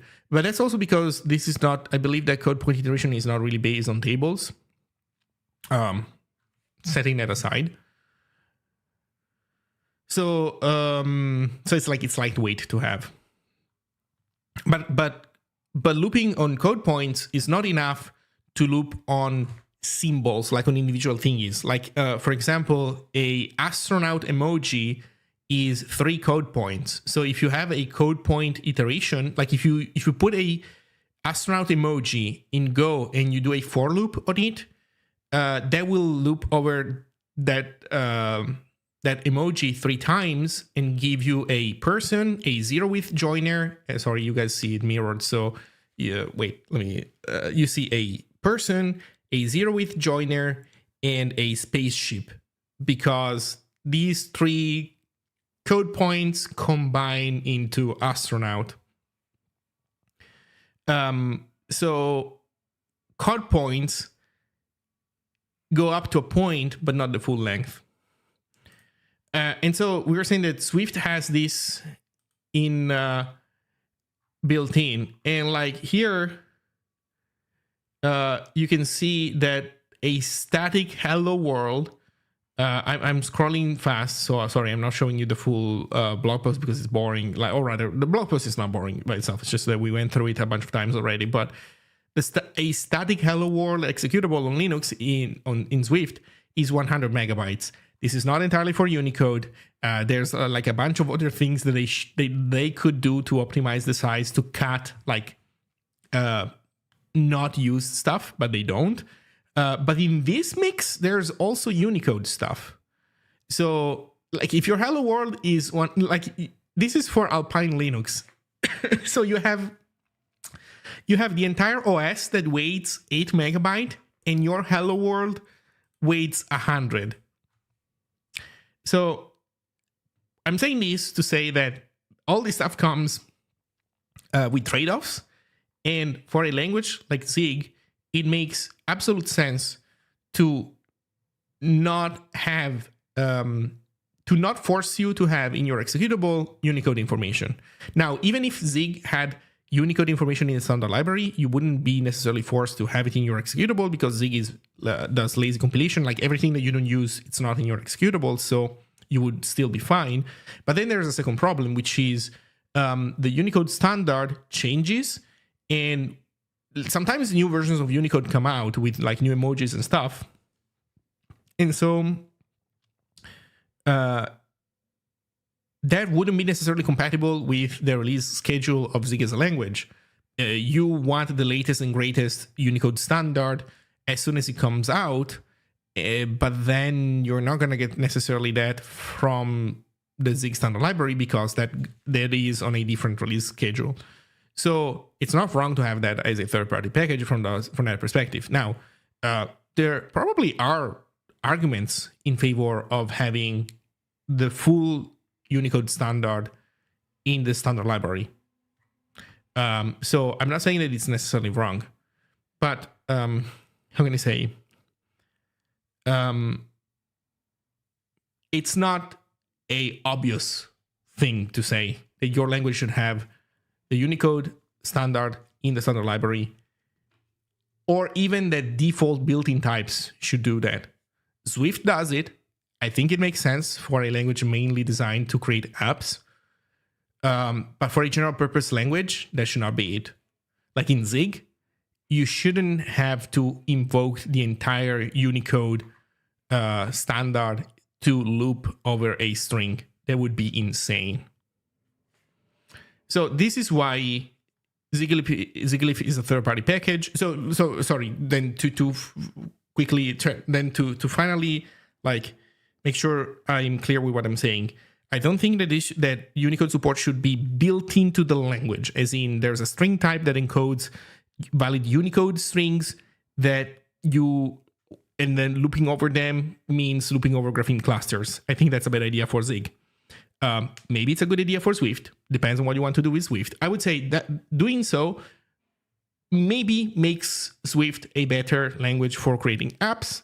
Definitely makes it a worse language from a general purpose perspective. Go is a in-between.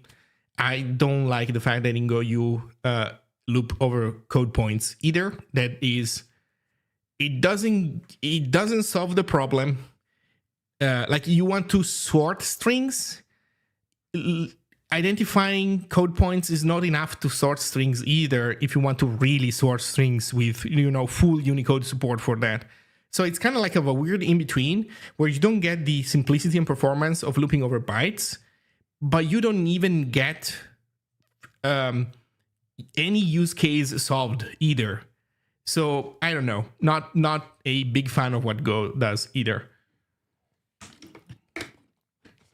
That said, whether this stuff should be in your standard library or not, it's up to debate, in my opinion. And I could see arguments going both ways for having it in the standard library, for not having it in the standard library.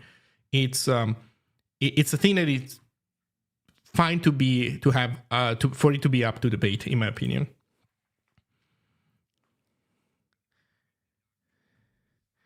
But the author of this video is not agreeing.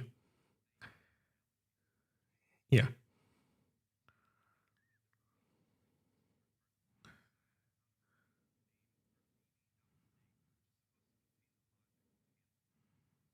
Yeah. Yeah.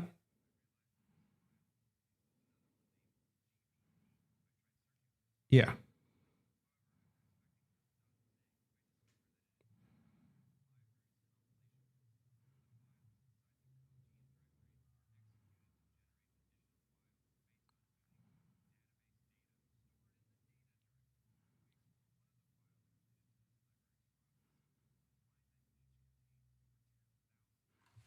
That's Unicode.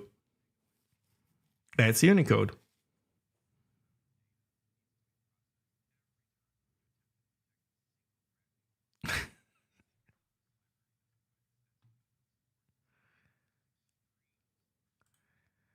Well, I mean, the fact that that file is big, that it does get preprocessed, so you should check what the preprocessing does and see what ends up in the actual executable and how big that is. In any case, then the video goes on to explain how they made this library that offers you a string type. I don't know. It should go without saying, please do not use this library. It's a bad idea. It makes no sense.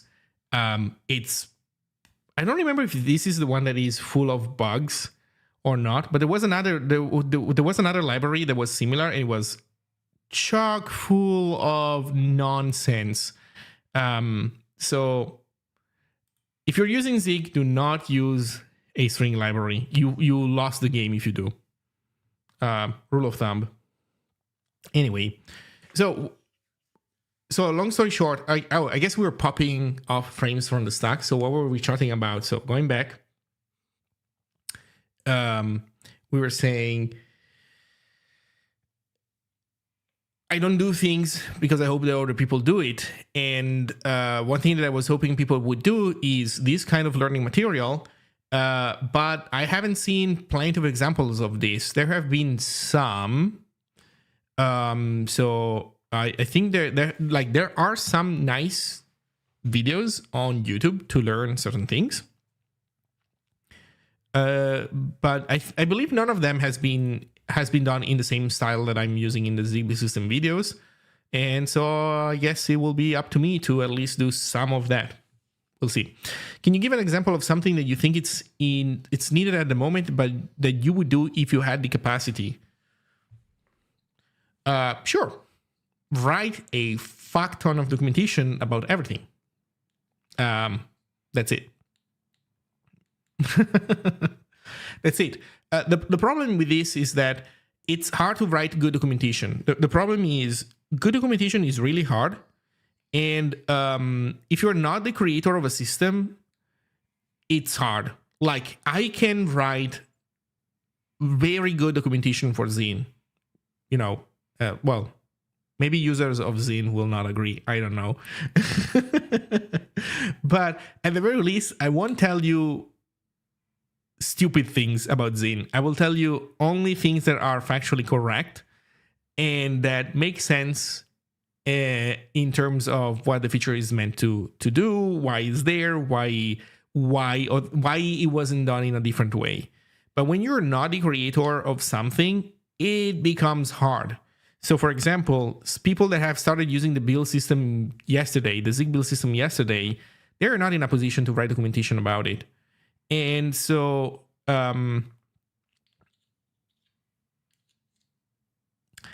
you have this problem where there's a ton of systems that are kind of like this, some of which I myself am not even necessarily knowledgeable enough to really write good documentation. So I could try, but I would say that it's a waste of time to write mediocre documentation if you don't know how to do it. So yeah, there's that. Another thing that I would do if I had more capacity would be, I don't know, maybe try to get more involved into working on certain subsystems of the compiler. The problem is that some of these things require you to, lock down and lock down and lock in and actually spend like a month thinking about that. And yeah, that's not really something that I have the luxury of doing. Another thing that I think it's needed is more Zig days. So we have some Zig days happening. And I think we should have more of those. So yeah.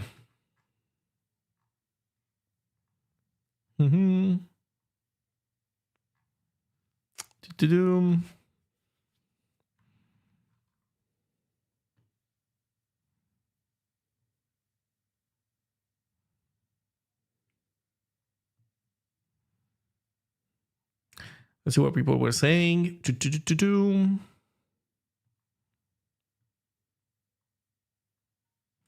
Is your blog built with Zine? Yes. Is pagination possible in some way? No. So, assuming you mean automated pagination. I mean, nobody can stop you from doing something like that manually.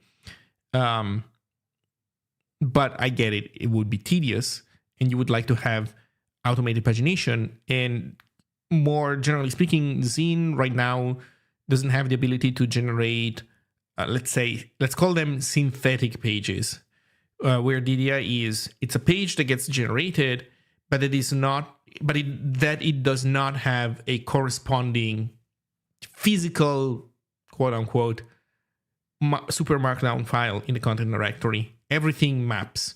It's not a one-to-one because a content page can indicate alternative versions and aliases. So one super markdown file can become multiple HTML files. But every HTML file goes back to one super markdown file. Something like pagination would imply that you basically have I guess you could, I don't know. Well, I guess it depends on how you make it work, right? But in any case, it's not supported right now. I think I might want to have it. I'm not sure. I think the bigger question is, how would you express synthetic pages? What would be a nice way? And I haven't solved that puzzle yet. I do think it's solvable, and it shouldn't be too bad to make work. But currently we don't have that. What is the purpose of Sentinel terminated arrays slices if their length is known and the Sentinel can appear before the end? So for slices, their length is not known. Or rather, sorry, no, it is known. It's not statically known. It's known at runtime. That's fair. Yeah, but yeah, well, so C interrupt is one big use case for sure. So I guess the main answer is indeed what X2 said. C interoperability. Sometimes when you have C APIs tend to ask you for strings, and sometimes they also want you to specify the string length. But very often they expect a null terminator at the end. So you use null terminated arrays and slices in Zig with the idea that Zig itself doesn't need them, doesn't need null termination. So Zig has the length already available in the slice or in the array type. And so the null termination is not important. But by saying that thing needs to be null terminated, Zig guarantees that through the type system that stays true. So for example, if you try to take a substring from a null terminated string, that substring won't be null terminated, and you will have to make sure that it is through different ways, either copying or asserting, because you're taking a suffix of the string, which can include the null byte, that kind of stuff. But I would say it's not exclusively C interoperability, because sometimes you might want to create null terminated strings on your own. Not often, but sometimes you want. So for example, if you're making a string table, it is not a bad idea to have your string table use null bytes as terminators between entries in the table. That means that your strings cannot have null terminators, null bytes in the middle. But that's a limitation that oftentimes, like, it's a constraint that oftentimes you can have, and it's fine.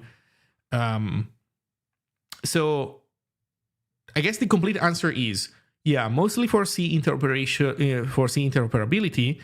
And when we say C interoperability, it's not just you using C libraries because you decided to also link in a C library, but also when it comes to the OS, because the OS speaks C more often than not. But then a secondary reason is that sentinels at the end of sequences is a valid computer science strategy for implementing data structures and things like that. And having the ability to have that be reflected in a type system can come in handy. I would say that is the complete question, the complete answer.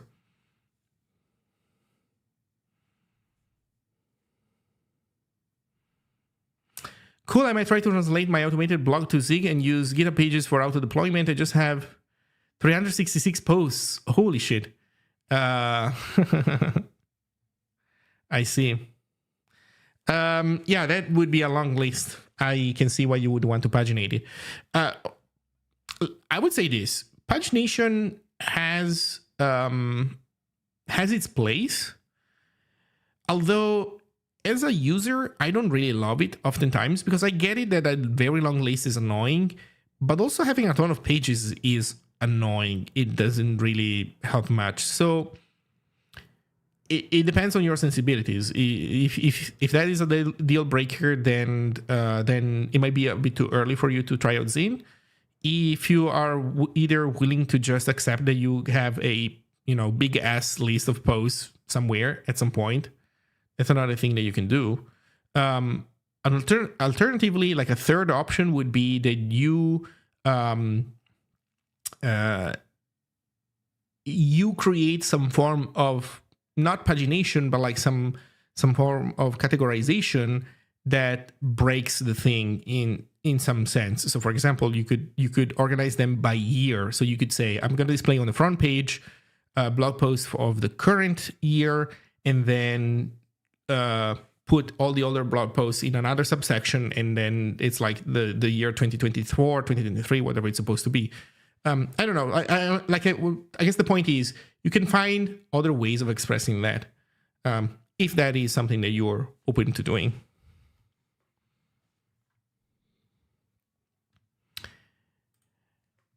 Okay. So what were we saying here? Yeah, so helpers, file system access, random things that you can do in a script, config versus make phases. And then I guess custom runners. No problem. And if you get stuck, we have a Discord server. So you can join the Software You Can Love Discord server. And there's a channel dedicated to Zine, and you can ask in there for advice. Like how to do things. Is this a bug? That kind of stuff.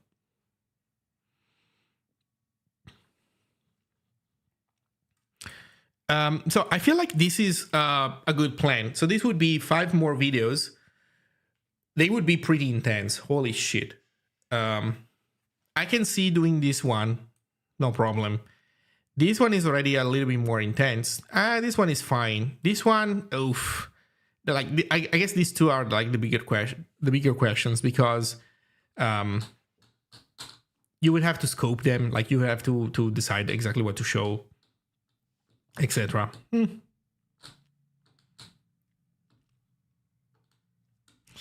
There's also another question maybe about testing, although that could probably deserve its own video, and it doesn't have. It does intertwine. It does interact with the build system, but it's not, I would say, purely build system topic. Yeah. Okay. I think this is a good plan, and I'll work through it. One thing to keep in mind though is that yeah, I think this coming month, I won't have a ton of time because I will be away for a week, and then there's systems distributed. I need to link Discord. Here's what I'll link you. There's the official Zine website. You can go to it, and then there's a community section with a link to the Discord if you want to join that.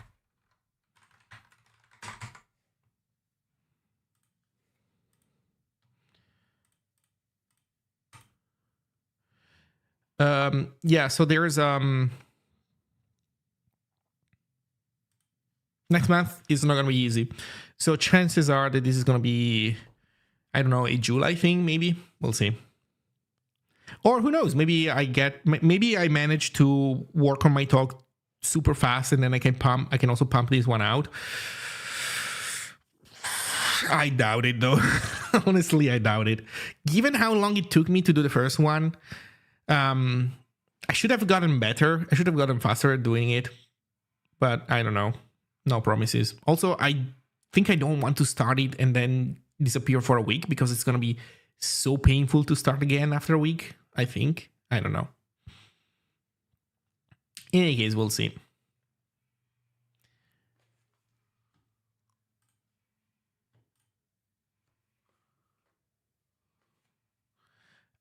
Oh, the broken man sends on Twitch. You're right.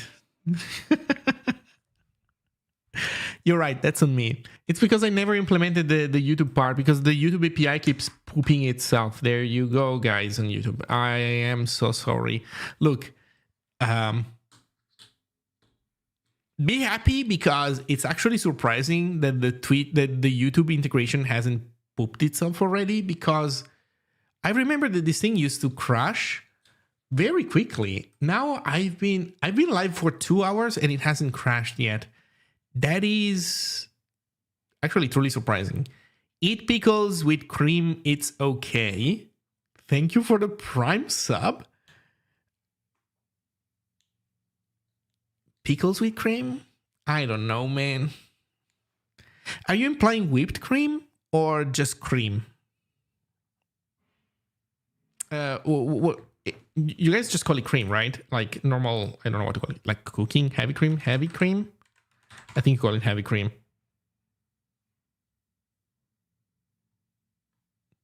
No, that's for whipping. Well, I mean that. Yeah, that's the same thing, right? Is heavy a particular kind of cream that you can also whip, or is it just what you call cream that you can whip? Is there not non-heavy cream? Oh my god! Oh, sour cream, maybe. I'm worried that. I hope that people don't, when they say cream, they don't mean creamer. Do they mean this? They don't mean this when they say cream, right? Or rather, I imagine that maybe you can use the term in an appropriate context and say, I don't know, pass me the cream in a context where it's obvious that you want one of these things. Honestly, I don't know which would be worse to eat with pickles. Huh.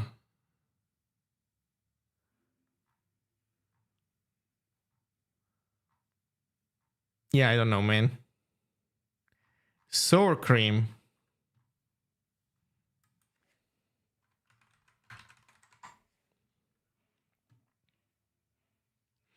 So, sour cream with pickles? Honestly, wouldn't be my favorite, but yeah, that seems more sensible. Pickles. Yeah. Homemade dill pickle dip. I mean, I guess it's basically tzatziki at this point, right? The range. Don't. Oh my god, no. So, Rocco Ranger, do you eat pickles with ranch?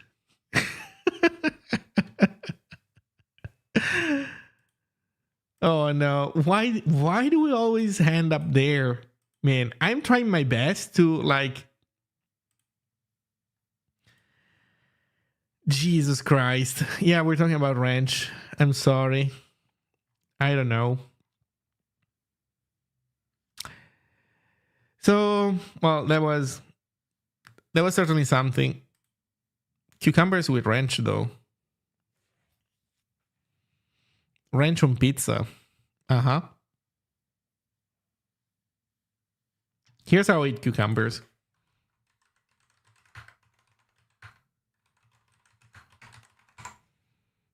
Hopefully there's some examples of something normal on the internet. Yeah, that's how I eat cucumbers, more or less. To this, I would add onions and ooh, how do you guys call this thing? Okay, what's this guy in English? Come on.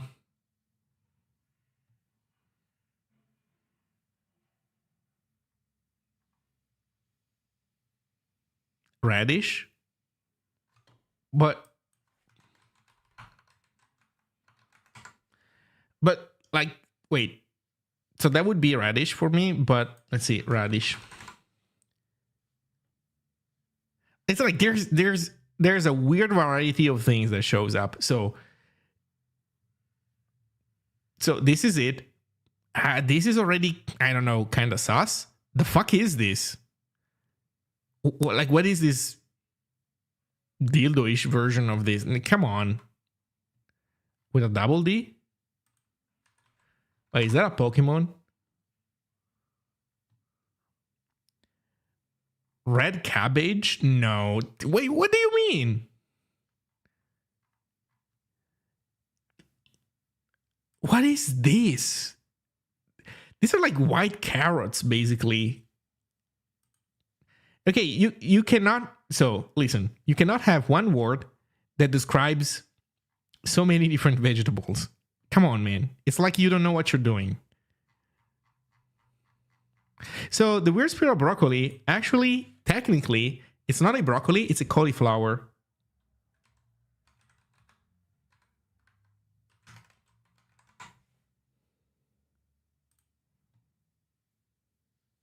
Yeah.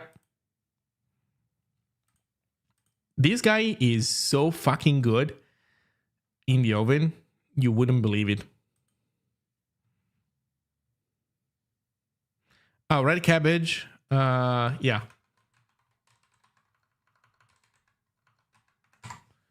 Let's see. Yeah, yeah. That should be it. Red cabbage. Maybe? I mean, yes. Although, we have a variant of this. So I guess that would be like the normal version. But we have a variant that grows in a specific area in northern Italy that looks like this. And it's very different than normal red cabbage. Yeah. Veggies. It's just a transport mechanism. They're just like a data frame for ranch.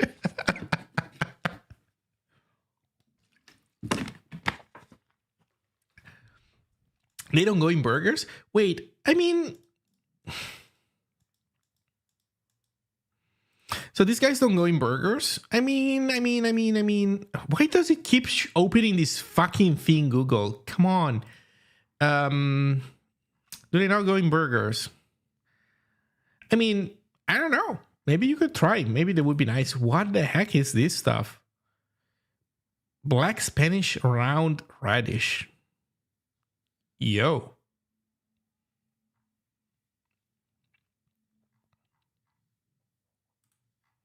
So when you get good ones of these guys, they're kind of like onions, but stronger. If you get what I mean when I say that like an onion can be spicy, you know, it can have like a strong flavor. These guys can do the same, but also be stronger in some ways. So, who knows? Maybe you could replace onion with these guys in a burger, and it could be nice. Yeah, but it's good. I agree. I like it. I love it. Oof. Okay. So we got this plan. I think I'm gonna do it. So this is nice. What else do we do? I don't know. I'm feeling kind of lazy, to be honest. I just wanted to do a stream to get started again. I wanted to get used again to streaming because I haven't done it in a while. So I don't think I'm gonna do much stuff today. But let's take a look at what PRs do we have. Add link text to page, right? This one I remember. It wasn't bad. Just need to merge it. Add IPv6 support in the development server. That one is also probably not a bad PR to add. Also not particularly long. I'll need to review it, but that seems also nice to have. Add subpages by date. I'm new to Zig. I don't know if this is the right way to do it. I mirrored the structure from other sorting functions. I don't know if it's possible to reverse the entries generated by this. Maybe this functionality can be added later. Subpages should be sorted by date already.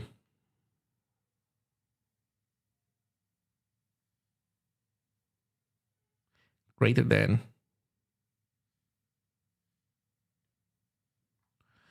Okay, so well, the problem here is date is already the default sorting. The problem is it's inverse. By default, it's newest first, oldest last.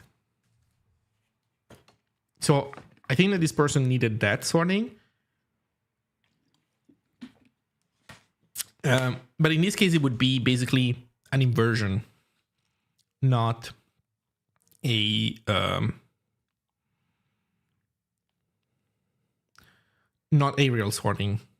But it's fine. They didn't know, so I need to explain that, and I need to decide how that should be represented, because there's an interesting tension between offering preset sortings versus giving people a more general purpose sorting system, where obviously the upside is that the general purpose system is more flexible. The people can solve their own use case with more flexibility. The downside is that it's less efficient than you doing it. Because you can leverage, you can like pre-do it. For example, we pre-sort things by date. Yeah. So I don't know. Something to think about. Okay, so here's what I'm going to do. I'm going to take a very quick bathroom break, and then maybe we can discuss a little bit the design for new Zig News. I'm going to explain this in a second. So I'll be right back.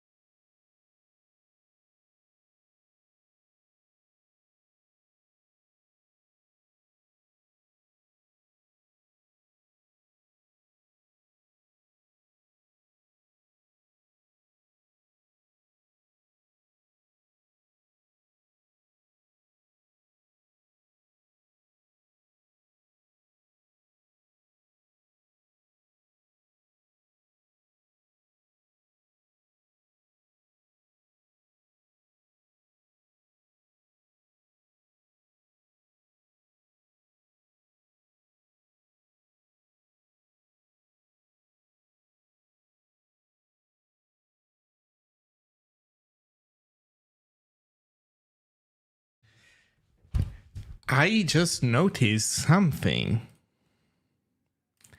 There's a new Stack Overflow survey. Why instead of working and doing useful stuff, why don't we all fill out the Stack Overflow survey together? I want to learn Zig, but I'm 2 years into writing software. I currently am a full-time engineer writing Go primarily, and I started writing Rust about 5 months ago. But for some reason, Zig keeps... Zig keeps what? I guess it keeps, I don't know, interesting you? Pulling at your heartstrings. Holy shit. Okay. And I don't know what to do. I really like C, and I think I really like Rust, but Zig just keeps pulling at my heart. Clyde.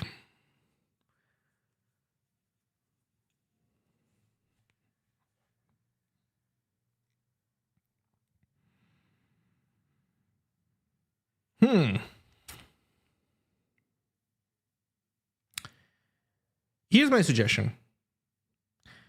From my perspective, between these three languages, while you could look at them as, you know, packages, as like artifacts, you know, like as paintings. I like this painting, but I also like this painting. You know, and this one is like full of contrasts, and very dynamic and dramatic. But this one is, very soft colors, very relaxing, very different. And I like both, but I also like in some ways incompatible, right? You have to switch mode in a sense, like classical music versus, I don't know, death metal. And then you're asking which of these different art thingies do I devote my life to? I think there's also another perspective, which is basically having quick access, having quick and, let's say, good access to tools that help you solve interesting use cases that expand your abilities as a software engineer. So you say that you're a software engineer for 2 years, so you don't have a ton of professional experience. You have some, but you don't have, like, you're not that guy that started programming in the 80s when he was a toddler, or, stories like that. Well, then my suggestion would be this. Do this in your free time if you want to. Actually, I'll even give you an extra hint. Don't just do this in your free time if you want to, but see if you have an opportunity to find yourself in social situations where you can do collaborative programming, where you meet with a bunch of people and do programming together. Not necessarily everybody working on the same thing. Maybe sometimes people are working on their own thing, but everybody's in the same room, and it's like it creates this ecosystem, this vibe, I guess, where you're with people and you're trying to be productive and you're trying to learn things. So, for example, in Zig, if you go to zig.day, in Zig we have these things called Zig Days, which is like a full day meetup where you chat with people. And we had one in Milan recently, and it was fun. So maybe you have something like this in your area. Some of them doesn't, like the Zig branding isn't even necessary. You can do the same with some other similar event. There's one, for example, still around here called Open Source Saturday, where the idea is that you meet on a Saturday morning and then you spend the entire day chatting with people and working on stuff. But so this might, being in a similar social situation might help you also get motivated to do this. But the core of my suggestion is take a look at stuff like crafting interpreters. So you do crafting interpreters. So this is a book that teaches you how to write, a language and an interpreter, and maybe also a compiler-ish. I don't know, but at the very least, it should teach you how to write an interpreter, considering that it's in the title. And you do that in one of the 3 languages, and maybe you try then afterwards to do it again in the other language, or you do it in parallel. You decide how you want to do this. Another interesting thing that you can do. So this one is pretty good. Doing languages is good for your bones. It's like it's the drinking milk of software development. I don't like programming languages. I've had fragile bones for most of my life. In the sense that when I was in university, I never worked on my own programming language. I never had the dream to make my own programming language. I did classes that taught me, various grammars, how they relate to parsers, different strategies like left, right, left, whatever, etc. And I don't know. I did the coursework and then I never cared after that.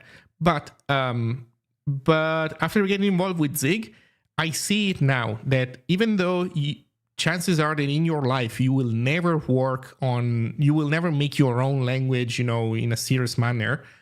Even then, if doing stuff like crafting interpreters is still good for your bones, it's like drinking milk. So go drink milk, have strong bones. So that's a good one. Another one that is interesting is maybe what's it called? Ray tracing in a weekend. Ray tracing in a weekend makes you write a ray tracer in a weekend. And apparently there's also the next week and the rest of your fucking life. Holy shit. I didn't know about the third one. So yeah, another good one is this one. OS in 1,000 lines. Operating system in 1,000 lines. I did that on stream in Zig. I have on my GitHub, you can find a repository dedicated to this. It's called Christ OS, because Christoph OS, not a hugely inspired name. I'll admit it. But in any case, I did that in Zig. This one is not in Zig. This one is in C. But then I did the same thing just in Zig. What is my point? My point is this. These are interesting projects that are already packaged for you. The learning experience has been designed for you, so you don't risk getting stuck or not knowing what to do, or like ending down in a completely wrong rabbit hole and like having wasted 3 weeks of your life because you have to redo everything. So for these are pretty nice. And then they will help you. And then if you put in enough effort, you will see how different languages tackle these problems. And so, as an example, how they tackle these problems, and then how those different languages give you access to your computer, what are the trade-offs, etc. So, for example, OS in 1,000 lines, you can do that in Zig, you can do that in Rust, you can do that in C. You can't do this in Go.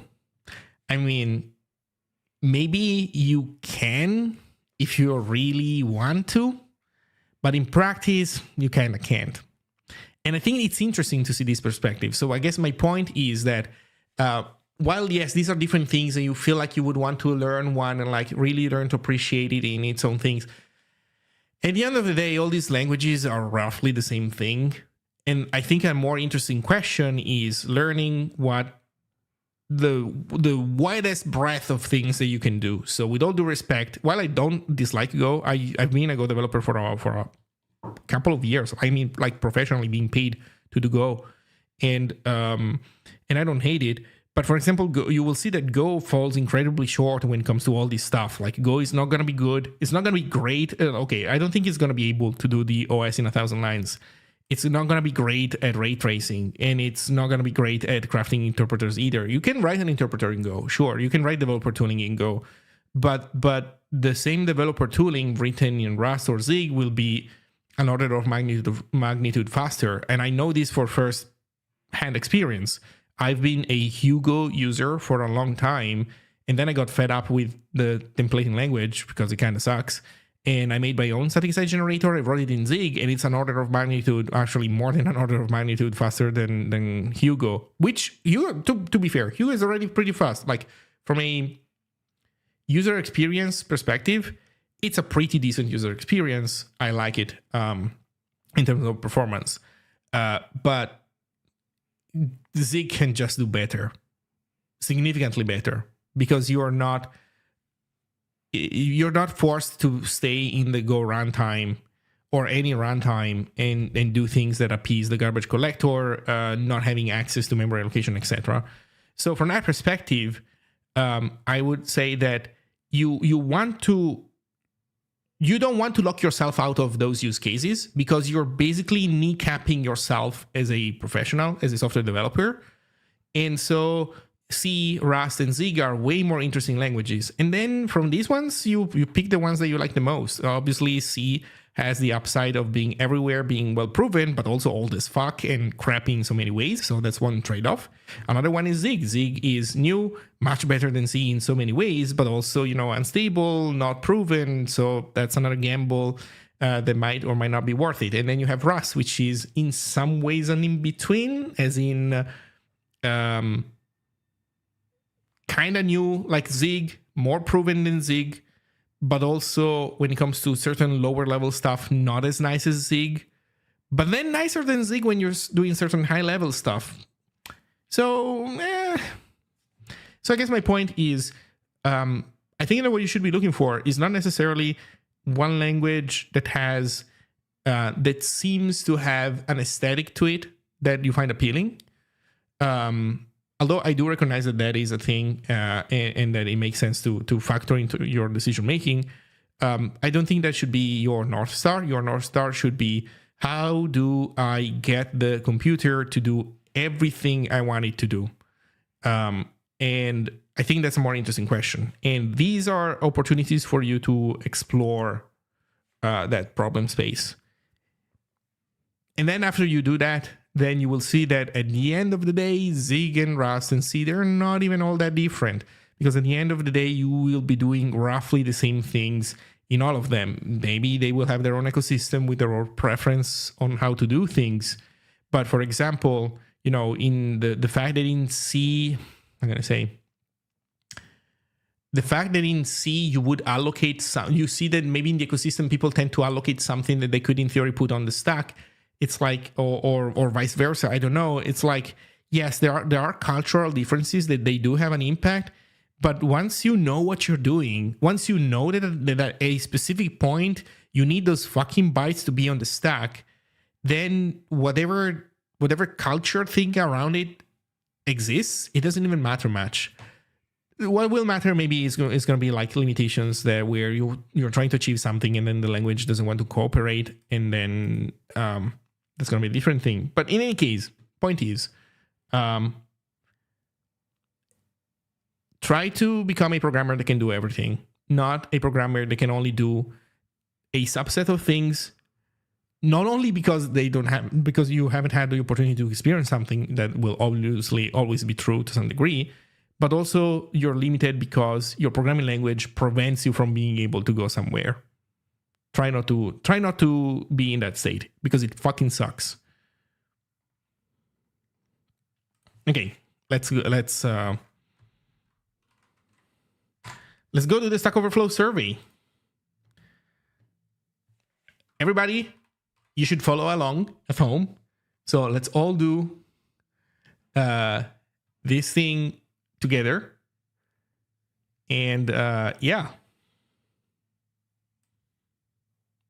Are you someone who writes code? Please select one of the following options. The best describes you today. I'm a developer by profession. I'm not. Give me a link. Go to stackoverflow.com. There's a link at the top. Man, why are you so lazy, Andrew?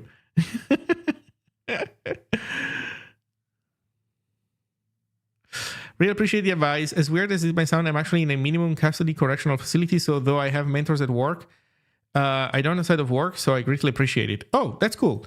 Well, man. Okay. Then let me see if I can maybe adjust my advice based on things that might make sense for you. Honestly, I think that what I said really mostly is relevant. Maybe in your case, you might have an extra interest in being a, how can I say, like a good candidate for today's or tomorrow's, whichever is going to be, work market, meaning you will probably want to be easy to employ when it comes to your skill set, as easy as possible. And that does mean using more of... I can do everything you said except for the meetups. Yeah, of course. In any case, so it might mean that maybe you should put an extra emphasis on using mainstream technologies, meaning that maybe from that perspective, even though I said a bunch of things about Go where I kind of pooped on it, because I said, Go is limited, so there's going to be a bunch of things that you're not going to be able to do. That said, there's an argument maybe that could be made that, Go is more used than Zig and Rust combined, probably. So that's another good one. That said, so that's something to consider, of course. That said, I think there are two final points. One is, if you really know how to do lower level programming well and you have a kick-ass skill set, that's going to be your, if you can get there, that's like your that's gonna be basically your I guess key your way to get your foot into the door. It's undeniable. Like if you're super good at something, it's just fucking undeniable, and you will find a job for that, a fulfilling job, not a crappy one that you have to accept because that's gonna be the only option that you have. And the second is, regardless, learning well lower level programming will give you a better perspective in when it comes to higher level programming. Right now, you're doing Go. And I'm guessing you've never done much lower level programming. Or maybe you did. You did mention that you like Go, wait, C and... I really like C. I really like Rust. Okay, let's assume that maybe you didn't do a ton of lower level programming. So if you just do Go, and then you have questions like, should I pass an interface here? Should I pass a pointer? Should I pass the struct without a pointer? And I don't know what the difference is, and I don't know what the implication is, or I don't care, or even worse, you have people that start talking to you about clean code and other things where they say, well, actually, you shouldn't be passing a pointer to the thing. You should have a thingy that goes in the middle, whose job is to receive messages and then send messages. So, abstraction sometimes is useful. You could argue that abstraction is all we do in the end of the day as software developers.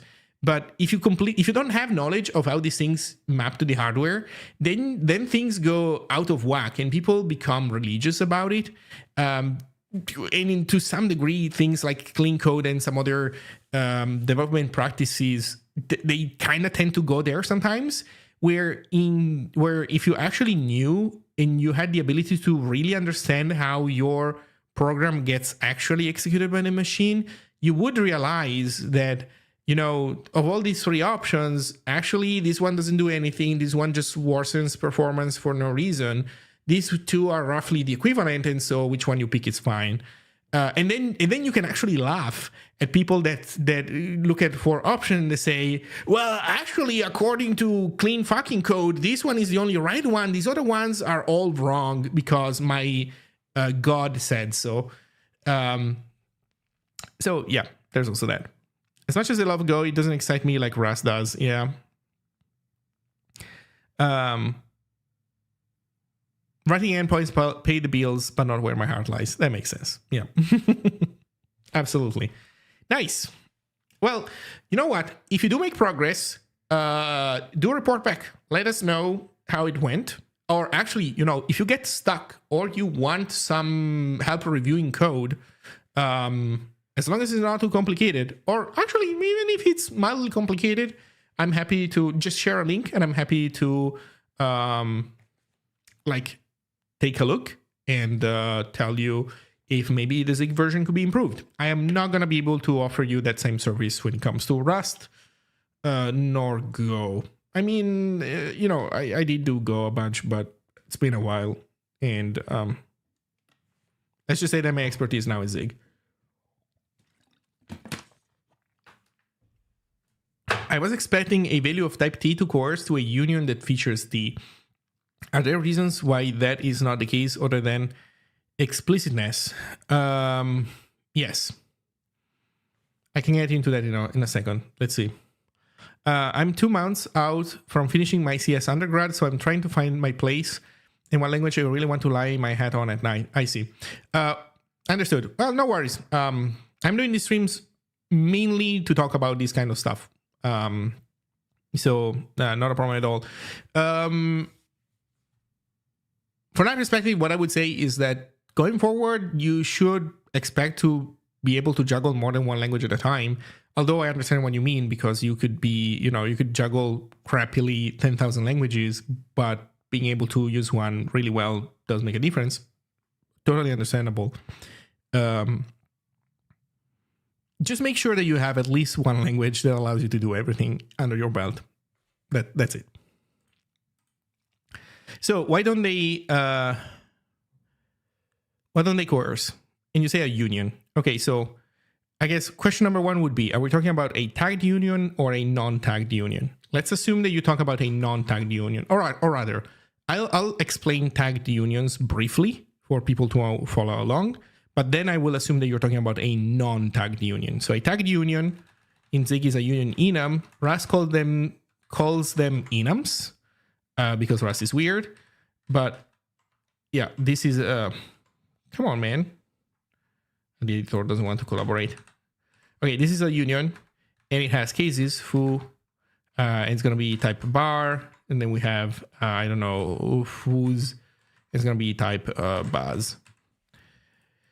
So a tagged union in memory kind of works like this. You can imagine it as something like this: a struct that has a tag field, which is going to be, let's say it's just a byte, for example, and then the actual, let's say, value, the payload. And the value is going to be, well, we don't really have a way of specifying this in Zig because, I mean, this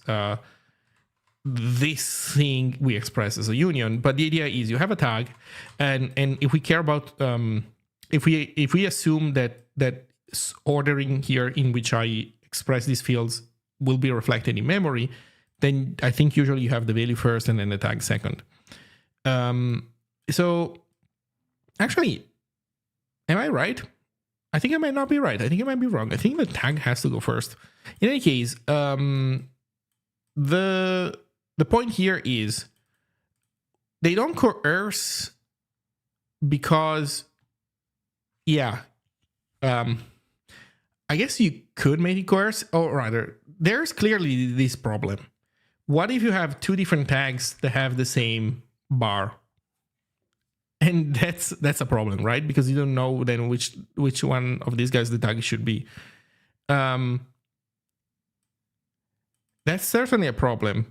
There is a second problem, I think, that has to do with, well, so coercions usually mean two things. One is that you're taking the same memory and reinterpreting it at the type level without changing any single byte. So for example, when you're doing pointer to int and int to pointer, the bytes in memory are still going to be the same. You're just changing how you look at them through the type system. That is not only, and so some coercions are like this. For example, when you're doing some kind of coercion, let me see. Let me think of a type of coercion that is trivial like this.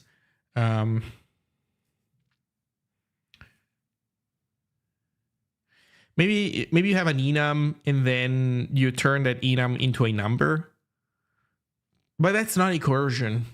Sorry, because these are always casts that you do manually. I'm trying to think of a situation where you do a coercion of this kind automatically, and I'm having trouble coming up with one example of that. In any case, the point is, this in any case, if it were to be a coercion, it would have to be a coercion where there's some memory manipulation that happens.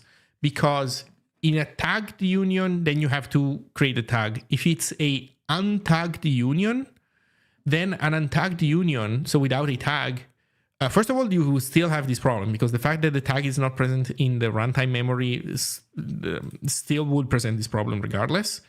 But then there's also the problem that the union doesn't have a well-defined memory representation. Upcasting a UA to a U32. Yeah, that's coercion, but that also implies changing bytes.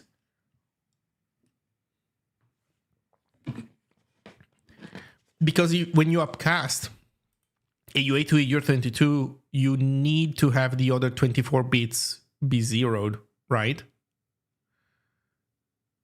So I think there's something that happens there. It's not free.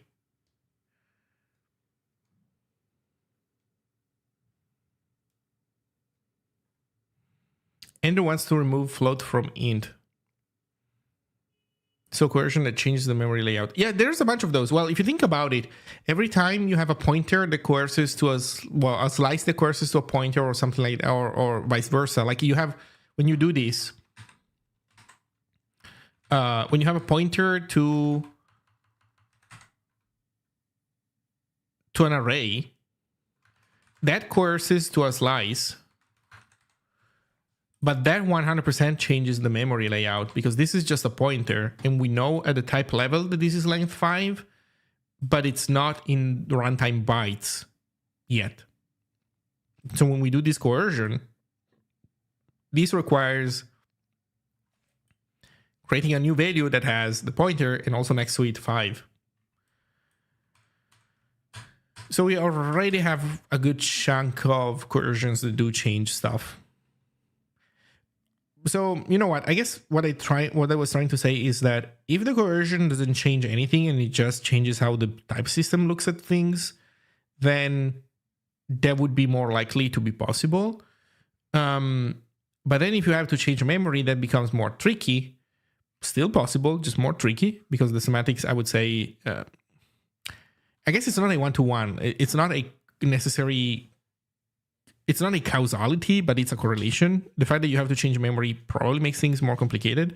But as for the general question, I think that this is not necessarily wrong behavior to have a language that does this for you. It's just not the Zig style.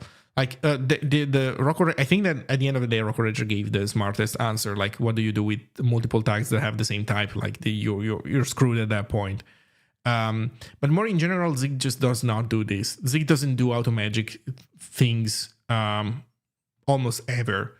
Like pointer to slice, Zig does that for you, but it's like, it's a trivial transformation. It's a really trivial transformation. This one feels less trivial to me. Maybe it's just a matter of perspective. But yeah, Zig doesn't do that. Okay. So please select one of the following options that best describes you today. I'm a developer by profession. I'm not primarily a developer, but I write code sometimes. I used to be a developer, but I no longer am. I'm learning to code. I code primarily as a hobby. I work with developers, or my work supports developers, but I'm not a developer by profession. Okay, so make sure to check the right one for you.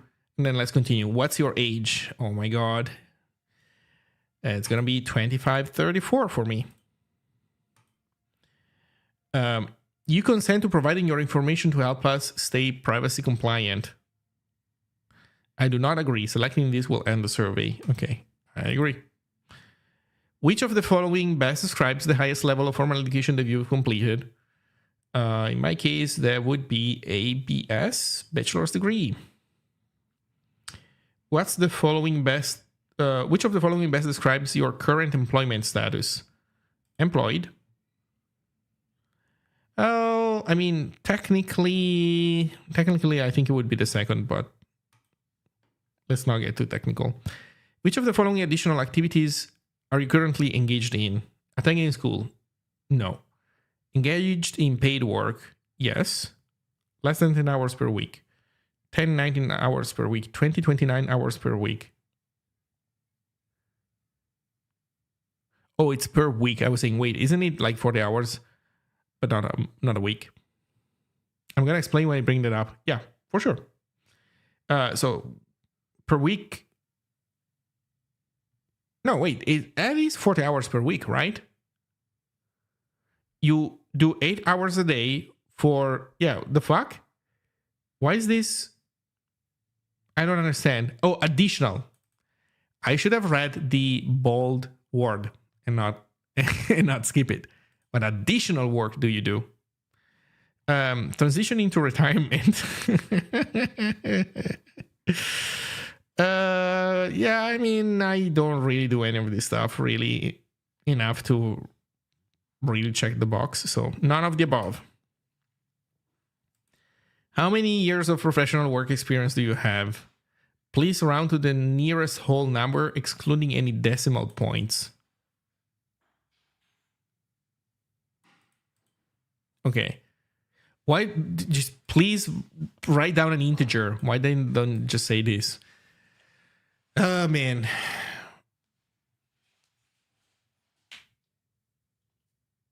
This question did not allow me to put 0. Well, I guess they mean please round up. But even then, 1 year of phantom work. Yeah, what if you don't have any? Like, what if you're a student? I don't know. Maybe if you answer differently before, I have no idea. Like, I don't know how these people reason. By the way, Stack Overflow is dying, so there's also that.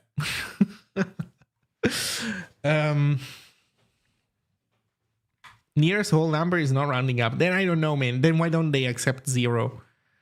It's yeah, it's just a bug, probably. In any case, yeah, what's my number? You know what? I don't even remember. When did I start working? Do I have a CV somewhere?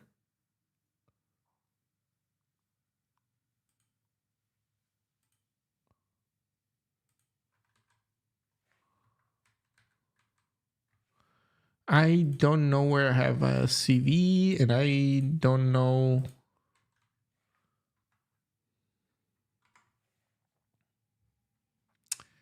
Yeah, I don't know. Oh, there we go. Found one.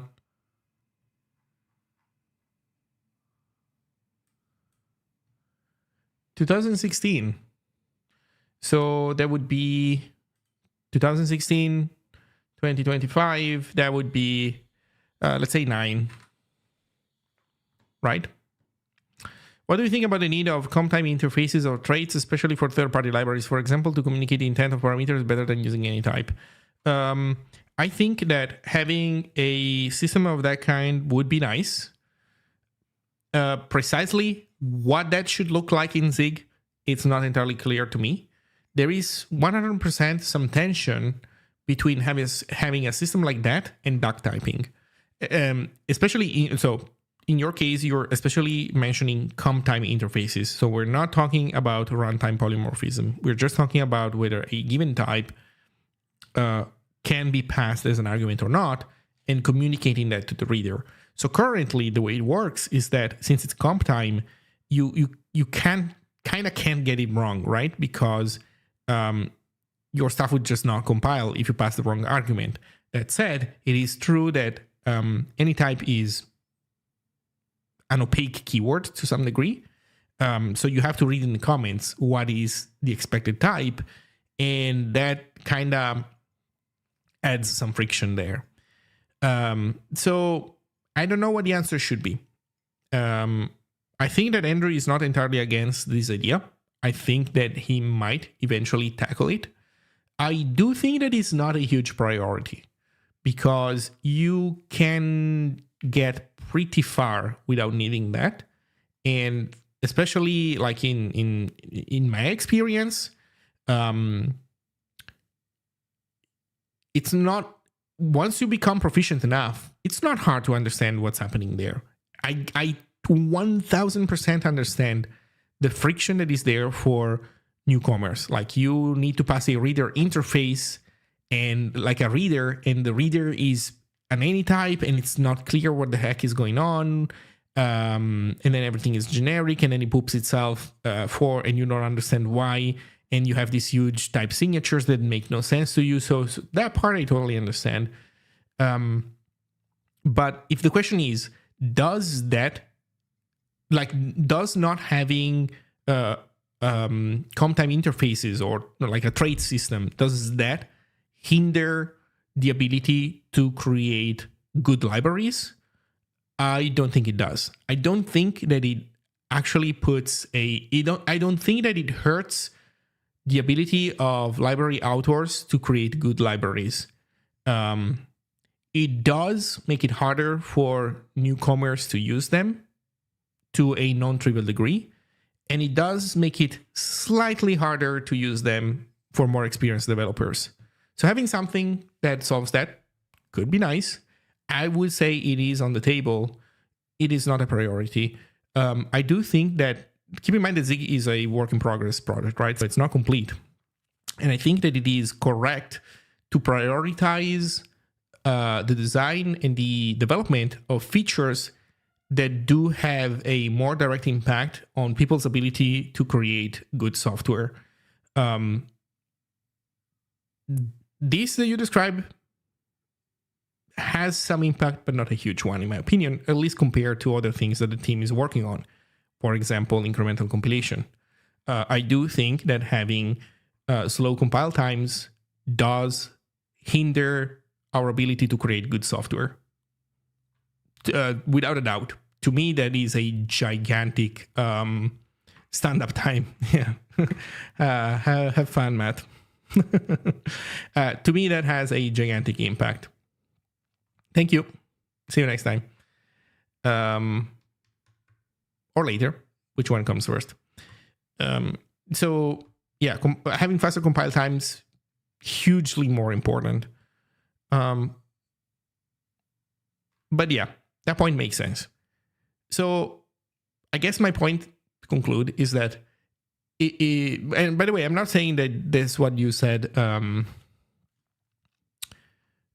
Lord I'll read it as Lord Skeleton. So I'm not saying that this is what you said, Lord Skeleton, but occasionally people have been more aggressive asking for compiling interfaces because they place a huge level of importance to that feature, and I thoroughly disagree with that perspective. I agree with the general idea that it would be nice to have something to make any type more precise, or like something to replace any type so that you can be more precise. But I don't think is a hugely important thing. Like in the list of priorities for the Zig language, nowhere near the top. So we'll see what happens. Maybe it will happen, maybe it won't. Maybe something else will happen that it's not exactly traits, or it's something weird. Who knows? But I think as a mental experiment, I would invite you on your own to spend a little bit of time to think about what you would imagine those things to look like, and like what would the replacement for any type look like. And maybe you can take inspiration from other existing systems, like, I don't know, Rust's traits, or what Go does, I don't know. But then you try to see if you can appreciate the tension that these systems have, again, when it comes to duck typing, which is what you do in Zig a lot. Like, you don't want to take duck typing out of Zig comp-time, because a lot of things depend on it. For example, the ability to swap in and out different structs for the OS, where, std.system is Windows. It's the Windows struct when you're targeting Windows. It's the Linux. It's the POSIX struct when you're targeting Linux, etc. And so being able to do this, there's like a lot of value and simplicity that you get from being able to leverage duck typing in Zig. And those kind of things do put some tension. But that said, they're not entirely at odds. So probably it could totally be had. Okay, so 9 years. Next. Did you begin learning code or learn a new coding skill programming language in the last year? Did I learn a new programming language in the last year? Not really. I mean, I implemented Scripty, and I know how to write Scripty expressions, but it's my own scripting language, so I don't know if that counts. Let's see. Yes, I'm not new to coding, but I'm learning new coding techniques or programming language. No, I'm not new to coding and did not learn a new coding techniques, programming languages. Wait, also coding techniques? What? Did you begin learning to code or learn a new coding skill / programming language in the last year? I think this is the one for me. I'm not new to coding, but I am learning new coding techniques. That is true. So I guess I'll pick that one. Okay, let's see. I often see in these std functions that they receive any type parameters. However, the real intent is not literally any type, but a subset of valid types instead. Yeah. I mean, any type is almost never literally any type, which may be explained in a comment or docstring. So in the spirit of explicitness, it seems like receiving a union that specifies these valid types is best. Well, no, because the problem is the types that you want to accept is not necessarily something that you can put in a union. That part doesn't work. I can tell you that it strictly does not work already, because you, for example, might have a function that doesn't accept any possible type in the universe, but it accepts a type that is a struct that has a given method in it, a given namespace function, and so, or 2 or 3. So those are types that maybe are even provided by the user. So imagine that you're writing a library, right? Let's say that you're writing, I'll give you one concrete example. I'm writing a maybe some kind of like JSON, actually not as concrete as I thought initially. Let's just leave it as JSON. I'm writing some kind of JSON parser that accepts a type or like a writer, for example, a stream. And so you want to be able to read from that stream or write to that stream, or you expect the type to have some kind of function that you know about. But then what it is, you don't know. You don't want to register it into a union because it's expected to be provided by the user of your library. So you will need, to be more precise than any type, you will need a way of describing a open-ended set of types that fulfill a given property. I suspect the inconveniences of having to put the brackets and the field name are what discourage people from using the union or tag union pattern. Here's another one. Even when it comes to writers, when you have like a buffered writer, that is another type. It's complicated. It's complicated. By the way, writer and reader interfaces, IO interfaces, are all going to change in the future. So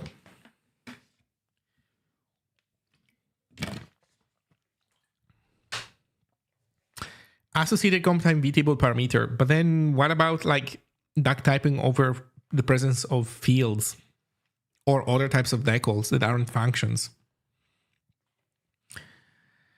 It's complicated. How did you learn to code in the past year?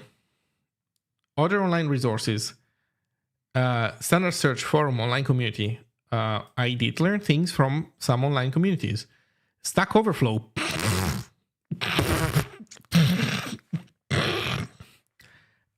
No, dude. Like, do people, I don't know, do you learn programming techniques on Stack Overflow? For the love of God, I hope not. I think like you can't even say that you learn a programming language. I guess you can ask for help on Stack Overflow. So like you're asking questions about a language on Stack Overflow, and so then you would check this thing, but I don't know. Videos, sure. School, no. Blogs, yes. Colleagues. Books, physical media. Not really. Games. Technical documentation. Yep. Online courses. AI. Nope. Coding bootcamp. Nope. Yeah. Low by Fox. Come on, catch up. I'm already at question number something. I don't know. Did you spend time in the last year learning AI programming or AI-enabled tooling on your own or at work? I mean, yeah, I've been asking shit to ChatGPT and company, but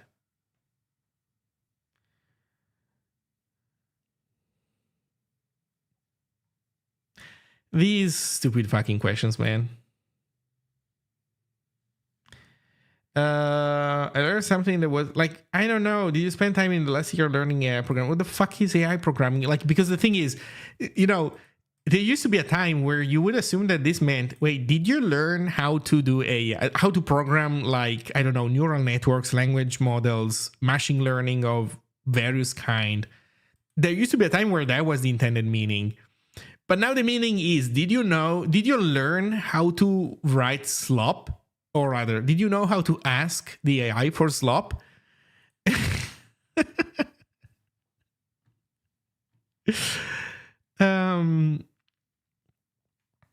You know what?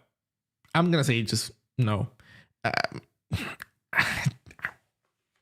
Technically, maybe. I don't know. I asked an AI, did I learn how to do AI programming? No. Or AI-enabled tooling on your own. Learning AI-enabled tooling. Like, what is there to learn about AI-enabled tooling? You just ask for what you want it to do, and then maybe you try to understand if the way you're asking things is, by changing it, could yield better benefits. You learn how to tell the AI, do it, or I'm gonna kill your entire family or something, you know, or like, this is your last opportunity, otherwise you're gonna be replaced. Like, you know how people have shown that partially for fun, partially for sadism, maybe partially because it actually worked, that being abusive to the AI does yield different outputs to some degree. But so I guess technically you could say that you want to spend some time learning prompt engineering, but honestly, I don't even think that you can call prompting an engineer. It's like an engineer thing. It's not engineering. Prompting is not engineering. You could argue it's like kind of the opposite of engineering to a good degree. You don't fucking know what the thing does. It's randomic. There is no real way for you to get a good feedback loop. The models keep changing all the fucking time. So even prompting is a thing that you can learn probably to some degree, but whatever. Including any education, how many years have you been coding in total? Jesus. I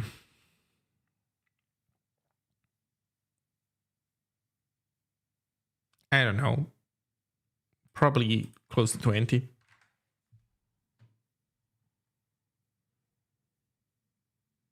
Yeah, let's just say 20. Which of the following describes your current job or the job you had for the most time in the past year?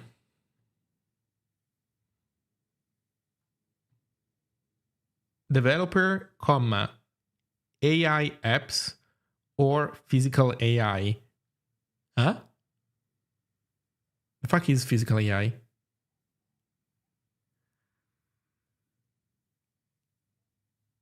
Huh? Backend, front end, full stack.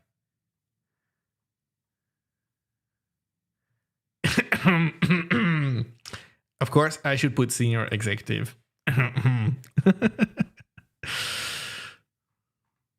Robots. Oh, wait, we're talking about actually like good, useful AI stuff, like not slop. You know what? I think. Okay, tell me if anybody has made this joke already.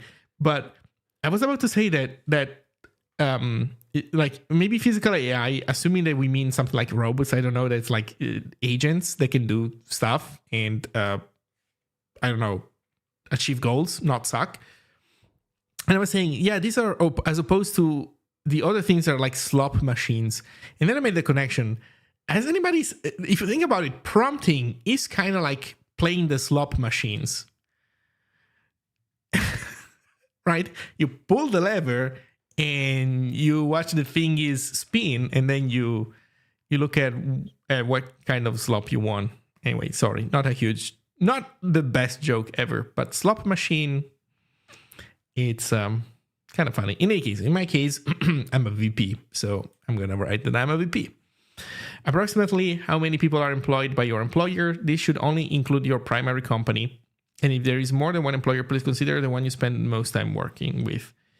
Less than 20 employees. Are you an individual contributor or a people manager? Holy shit. I don't know how to answer this. I'm a weird IC. Which best describes your current work situation? Remote. Totally remote.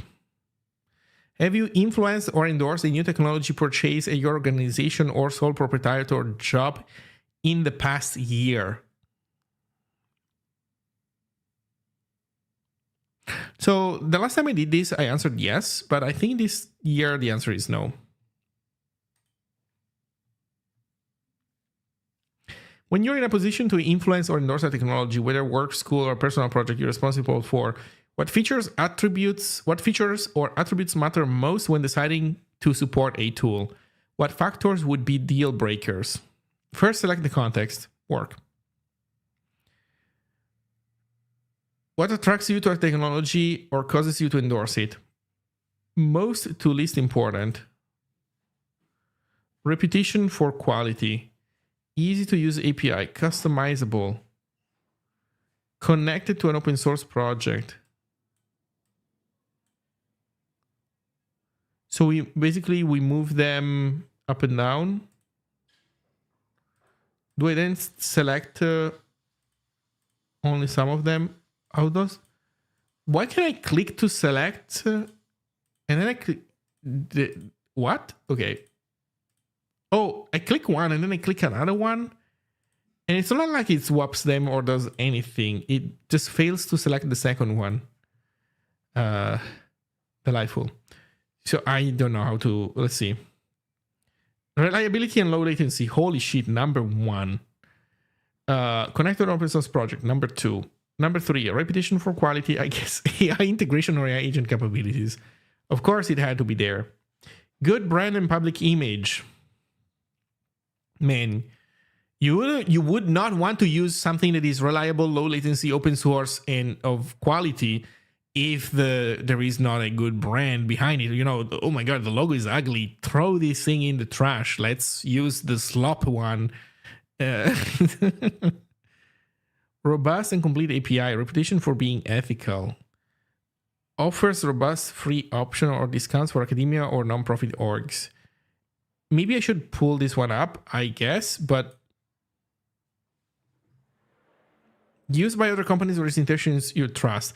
I mean, let's put AI at the very bottom. That's for sure. Reputation for being ethical. To some degree, but which one wins between these two? Easy to use API or reputation for being ethical? Not sure. Customizable and manageable code base. Honestly, this wins over being ethical. Being ethical wins over good brand and public image. Costs definitely wins over this. I mean, technically this should be number 1. Like, how can I use something that I can't, where the costs are huge? This is a stupid point to put in here because I don't get it. That has to be number 1. I guess the assumption is, well, costs are like, how cost sensitive are you, I guess? So let's put it above this one. This one below. I would use something that isn't free for nonprofits if it doesn't cost too much and it's good. Exceptional customer support. Well, that wins these. I don't know if it wins the other ones. Robust and complete API. Well, I think this is good enough. What would turn you off in case and cause you to reject it? Oh God, lack of AI agents.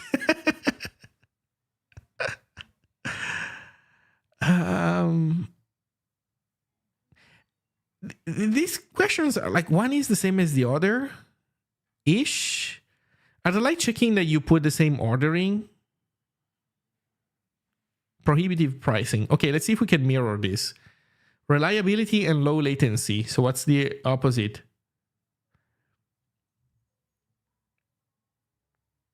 Inefficient or time costly. Number 1. This is such a stupid exercise. I hate the people that design these surveys. Connected to an open source project.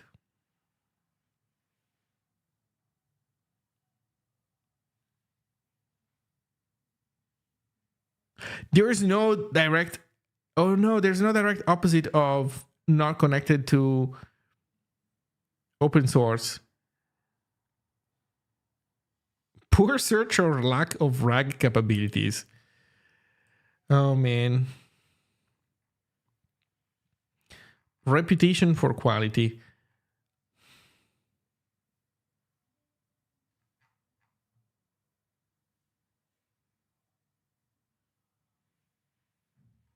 It's not a one-to-one mapping, I guess. Well, let's pull this one down. Oh, this is the open source one, I think. Availability of better alternatives. I'm not 100% sure, but I think this might be...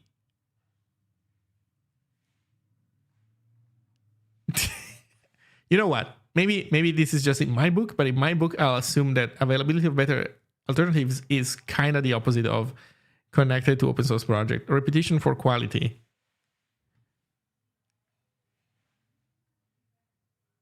That one also doesn't have.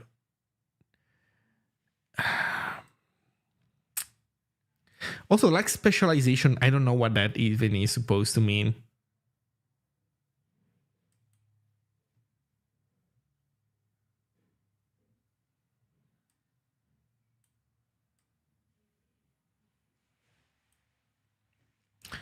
Yeah, I don't know. I don't think I'm doing a good job, but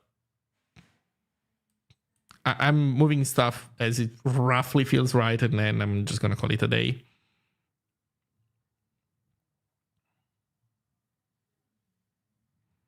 Okay, next.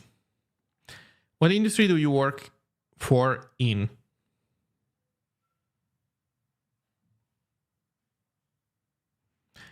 Software development, computer systems design, and services. Wait.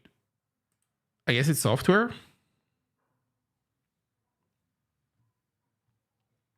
I'm assuming the computer systems design and services is about hardware. Rank the following attributes. Wait, how satisfied are you in your current professional developer role? Actually, extremely satisfied. No joke. Rank the following attributes of your current professional job in technology according to those that contribute your job satisfaction, so that the first is the most important, last is the least important. Control over the level of quality on projects, autonomy and trust to manage your own tasks. You like your manager. Collaboration and support from a team, expert mentors.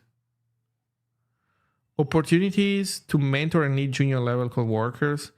Developing specialized expertise, solving real world problems. Dude, I'm doing all this shit. Like, to some degree, I'm doing all this shit, and I wouldn't know how to prioritize them because they're all good in their own way. And you know what? I'll put this number 1. I'll put this number 2. I'll put this number 3. Yes. Collaboration and support from a team, I guess. Opportunities to mentor, job stability and career growth with a single employer. Yeah, that's not what I'm going for, so not important. Opportunities to mentor and lead innovation through solving challenging and complex problems. Sure. I don't know. Yeah, fuck it. I'm gonna drop it there. Competitive pay and benefits. Also, yeah. But like this has to wait. This is like not to a degree. I think this is true. This is like to a degree. Does this influence my satisfaction? Working with new technologies and tools. This one is kind of silly. You know what? I'll put it here. Recognition from peers for your work, from leadership for your work. Yeah, actually, let's do this. Yeah. Do you believe AI is a threat to your current job? No. Have you considered a career change or transition into a new role in the past year? No.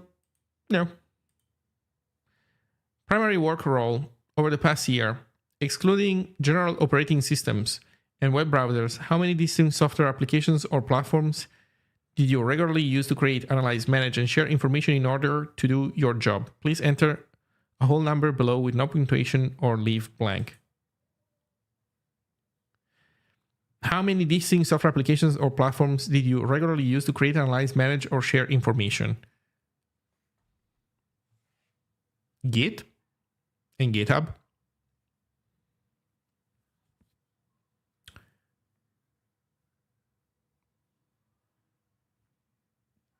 YouTube, Twitch.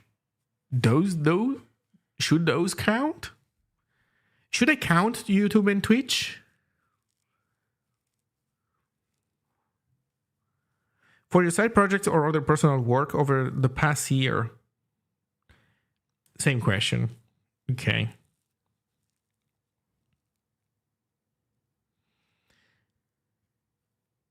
You know what? Let's assume that this stuff counts because it is information technically. So there would be Git, GitHub, DaVinci Resolve, YouTube, Twitch, OBS,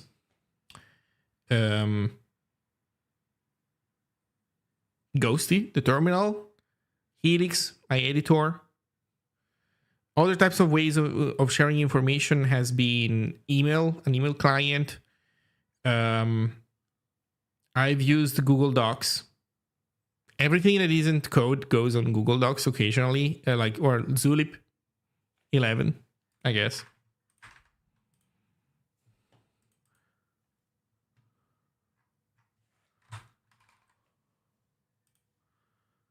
Which currency do you use on a day-to-day?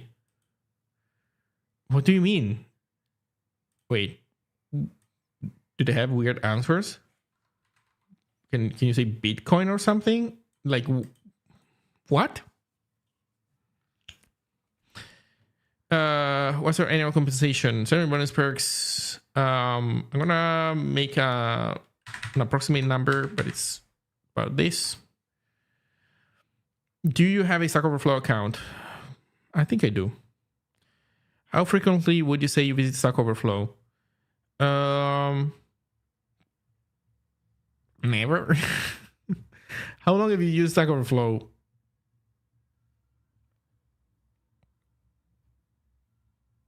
I don't use Stack Overflow, honestly, dude. I don't know.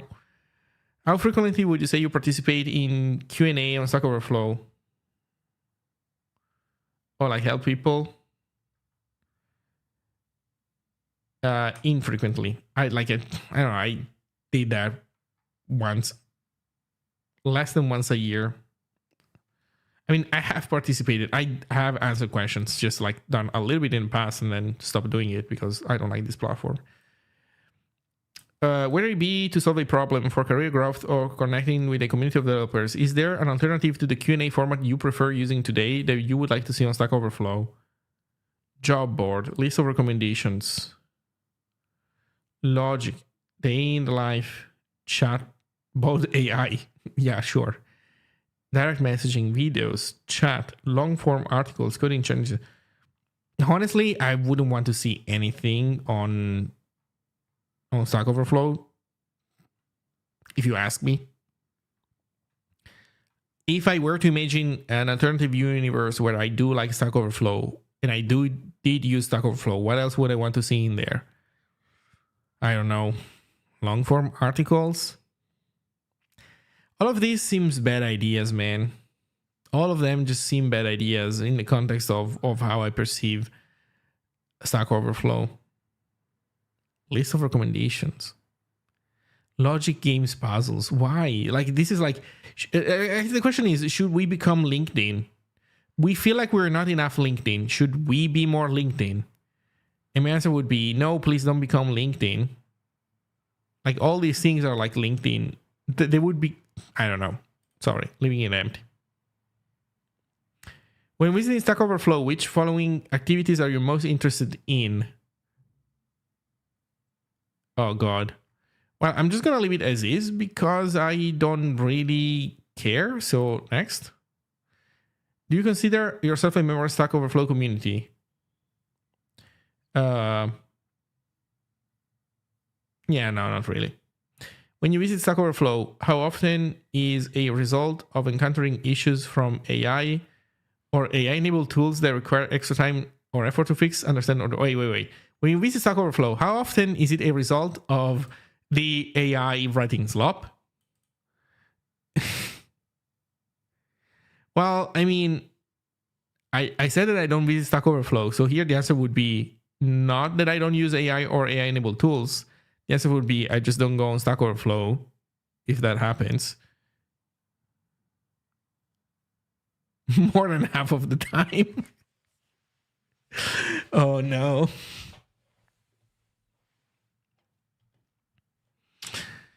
Oh, no. Well, the question is, when have I used AI to write slop and had that cause problems? And the answer is, I used it to write the file watcher for Windows, I believe. Although I did get help then from people that actually knew.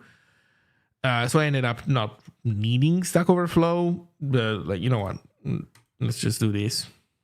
I don't use AI to generate code regularly. So did you work with programming, scripting, or markup languages in the last year? Or do you plan in the year to come? Yes. Here we are referring to anything you use that is conventionally referred as code. It's a peculiar way of asking this question. Oh, there we go. Which programming languages have you done extensive development work over the past year? And which one do you want to work in over the next year? Well, Zig. Zig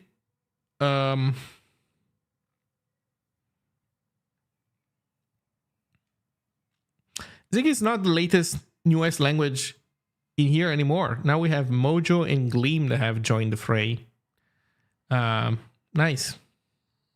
In any case, I don't think I can really... I did some Python. Technically, I did Python on stream. So you could say that I work with Python. Do I want to work with Python next year? Not particularly. Not because I really hate Python or anything, but no, I don't really want to work with it next year. I did do some C, and if I have to be honest, I don't want to work with C next year. I wish I could not work, but I think I should check the box. Should I? I mean, I plan to use more C stuff, but do I want to work with C? I'm gonna uncheck this. I'm sorry. What's the programming language you use not listed above? List below, separated by comma and space for each. The programming languages you used in the past year. What's the programming language you want not listed above? No. Did you work with database environments in the last year, or do you plan to in the year to come? I did work. I worked with SQLite a little bit when doing D2, and I need to get back to it. Wait. Do they have Tiger Beetle in here? Let's see if Tiger Beetle gained the necessary notoriety. Oh, it did not. That's unfortunate. So I'm gonna say yes to SQLite, and yeah, I can see working with SQLite in the future. I did not.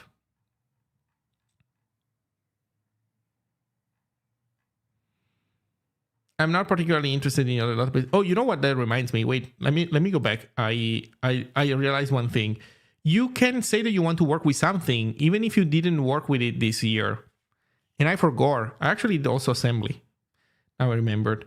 So is there any language here that you want to try out next year? Honestly, none of these really. None of these really. Do you want to try out Mojo? Nah. Do you want to try Gleam? The reality is that, sorry, I just wanted to double check because I didn't realize that you can check the second box without the first one for some reason. And I just wanted to double check, but do I want to work with Gleam? No. If you use SQLite, you use SQL. Technically, it's true. You're right. God damn it. Well, but you know what's going to be right? I worked with it. Nah, I don't really want to work with it. Okay. So, I want to try Tiger Beetle. The B should be big. Baby? Is the B big? It is. There we go. Next page. Did you work with cloud platform containerization / orchestration tools, package managers, build tools? Yeah. Why is ban here? Why are they putting ban in this category? I so do not get it.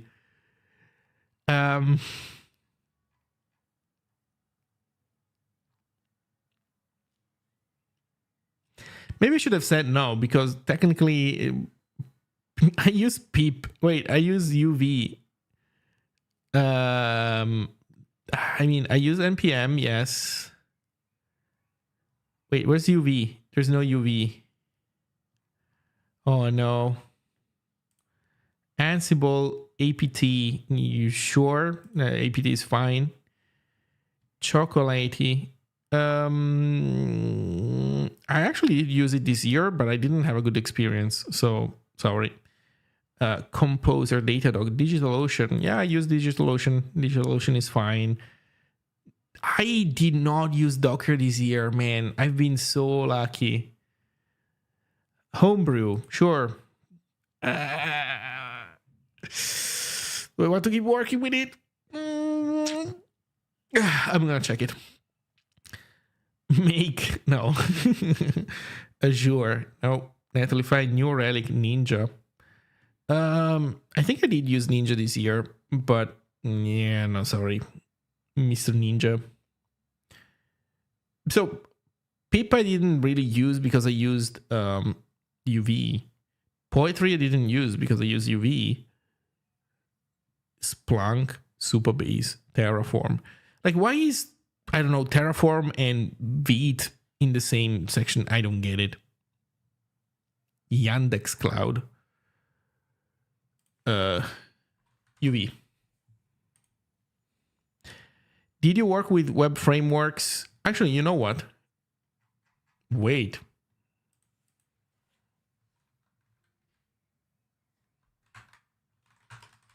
Zig build. Zig build. Do you work with web frameworks and web technologies in the last year, or do you plan in the year to come? Yeah, I did use. Let's see what counts as a web technology. Dino. So Dino is here. Bro. I promise you. Well, no, I can't promise you. But I have this strong feeling that there is a reason why Ban and Dino are put into different categories. Just saying. I have this weird feeling. And they're not a one-to-one to one another, sure, but it is kind of sus that one is in one category and the other one is in another category. Anyway, so JavaScript, the JavaScript world gave birth to Nest.js, Next.js, and then Nuxt.js. Why? Svelte, Symfony, WordPress, Axiom.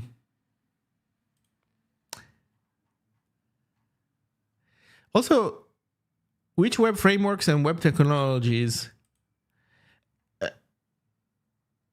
Like, what if I have a static website? I guess Astro would be it. Yeah, that's what I was going for. I think it's time. Zine. Did you work with development environments or AI-enabled code editing tools in the last year? Do you plan? No. Which rising technology added as a new tag on Stack Overflow in the last few years have you used regularly in the past year and which do you want to work with? .NET 7 Plus. Neither. Hugging Face Transformers. I've used some Hugging Face stuff in the past. I don't know if it was the last year. I'm just gonna leave it empty. C++ 23. CUDA. Moquito. Moquito. That's a name. Tailwind CSS4. Polars. Hostinger. GPU. Just like random GPUs. Have you worked with GPUs this year? Do you plan to work with GPUs next year? What is STD? We just don't ask. Yeah, what is STD? Like, I don't know. Software transmitted disease? I have no idea.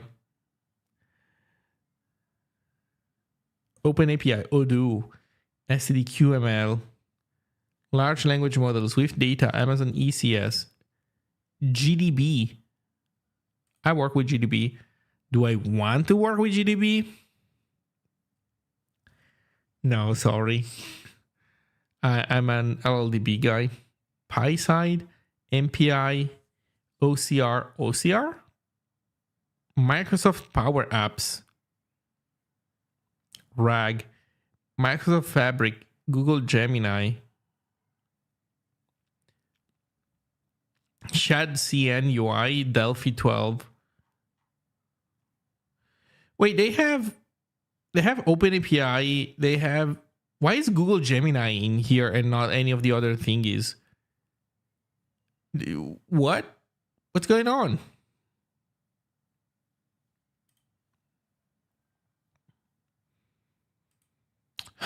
Windows, personal, professional, macOS, personal, professional. Where's Nix? There we go.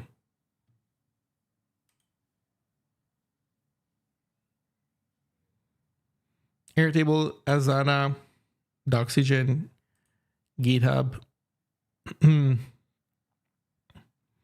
Jira linear markdown file. Where's Super Markdown? Stack Overflow for Teams. Oh God. By the way, 5 seconds of silence for the people here in chat that have to use. Sorry, I read Stack Overflow for Teams. That's another thing.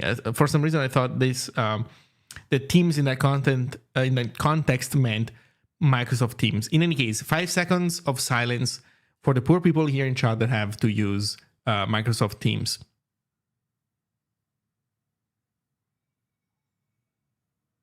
Thank you.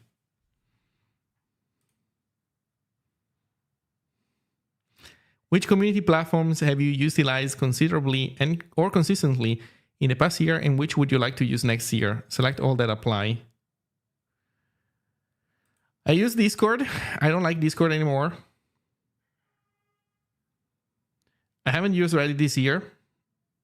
I haven't used Reddit too. I've used Hacker News. You know what? I'll check the box for the future. Hacker News is not perfect. It is problematic, but I feel like that it's to some degree kind of amazing what it is, because there are so many ways in which it would be worse, and there are not that many ways in which it would be better, meaning that it could be better. It's not perfect, far from it, but I think that if you try to make 1,000 different Hacker News, like you split the timeline and you brought Hacker News down 1,000 different paths, 99% of those would be worse than what we currently have, and it would be really hard to make something better. Lobsters is also nice, better. I would personally say that most of the time Lobsters is better than Hacker News. Hacker News has this problem where, I don't know, you see a topic that you don't know much about, and then you see the comments and they look reasonable and maybe even, a little bit smart. But then when the topic that you know a bit about drops, you read the comments and it's like, oh no, nobody here understands shit. Well, some do.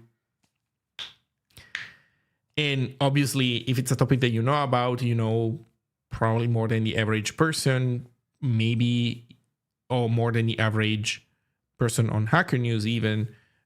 So obviously, the things that you know about, you have a different perspective, but still.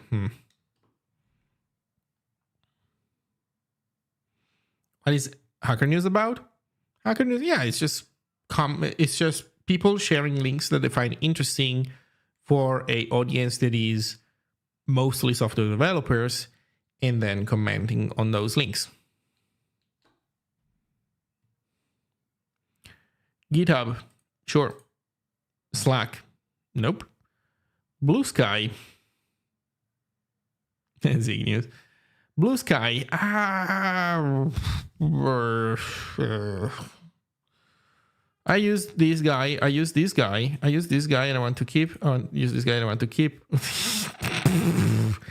I mean, I use this guy because I post on them, but I use my CLI tool. I don't really care. I almost don't read them. I do read them a little bit, but company-sponsored forums. I'm gonna put lobsters in here for laughs.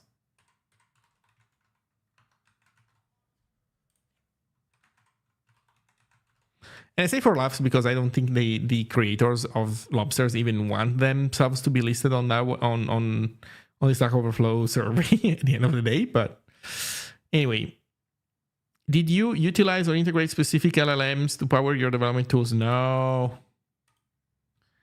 Do you currently use AI tools? No. How favorable is your stance on using AI tools as part of your development workflow? Indifferent. It's like you can use them. It sometimes can be a pretty kick-ass autocomplete, that's for sure. Maybe it can do more than that, but it's like, I don't know, man, just whatever.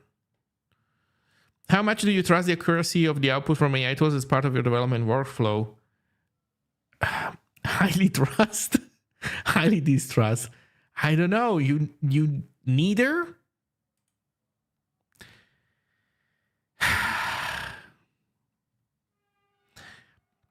How well do the AI tools you use in your development workflow handle complex tasks? I don't use complex tasks, the AI thingies. Dude, no. Which parts of the development workflow are you currently integrating into AI? I'm not even gonna read what they put on the rows. I'm not using these things. Oh, search for answers. You know what?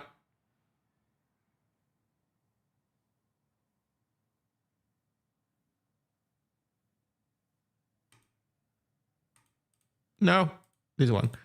Sometimes I use AI to search for answers to questions. Yeah, I fixed it. When using AI tools, which of the following problems or frustrations have you encountered? Select all that apply.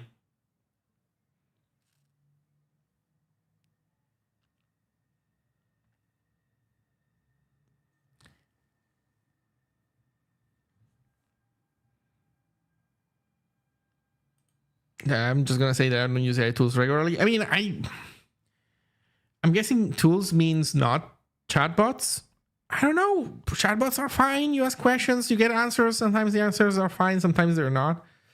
In your own words, is vibe coding part of your professional development work?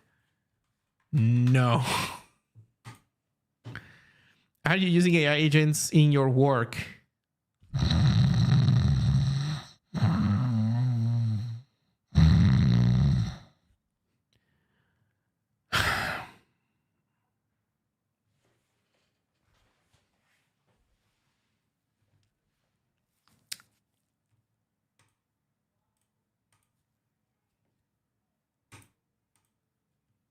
I see AI, I click. Oh my God.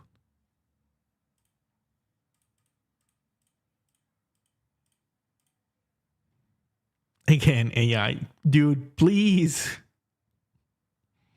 In the future, when AI can do most coding tasks, citation needed, in which situation would you still want to ask another person for help?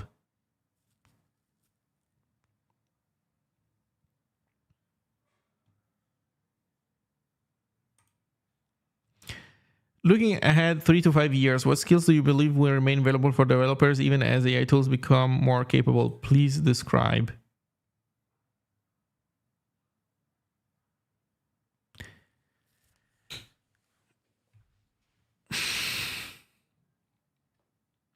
Yeah, you know what? It's also, this is not only, it's certainly what you say.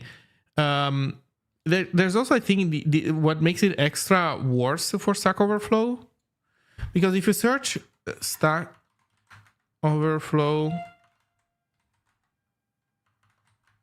I need an AI to type for me, dying or something like that. Stack Overflow is no longer useful. No, Stack Overflow is almost dead. Like if you look at the numbers, man, this is Mark Gravel. And it says Stack Overflow questions over time. Sad face. Lunch has been eaten. Yep.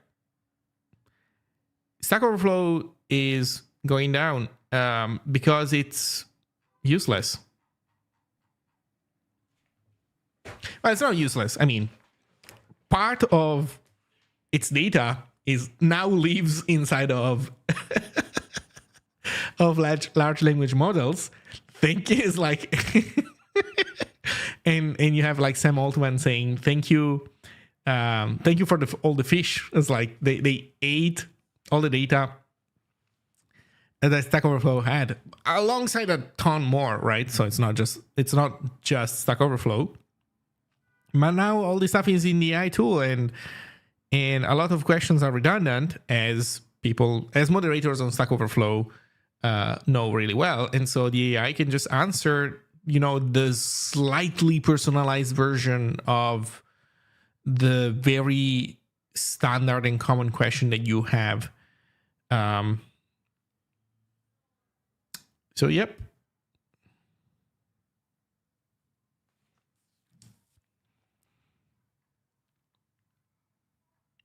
I think it's fine. Time for it to die. So I guess the point is that they're trying to ask questions about, what... I guess they're looking to try and pivot to some degree and try to what to do about it. What skills will remain available for developers?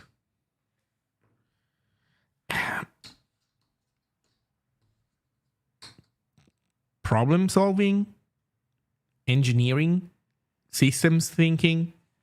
I guess that's what I will write down. Problem solving, engineering, abilities, systems thinking. These are clearly things that AI doesn't really do. AI can do a bit of problem solving, just not where near as a human being can do today.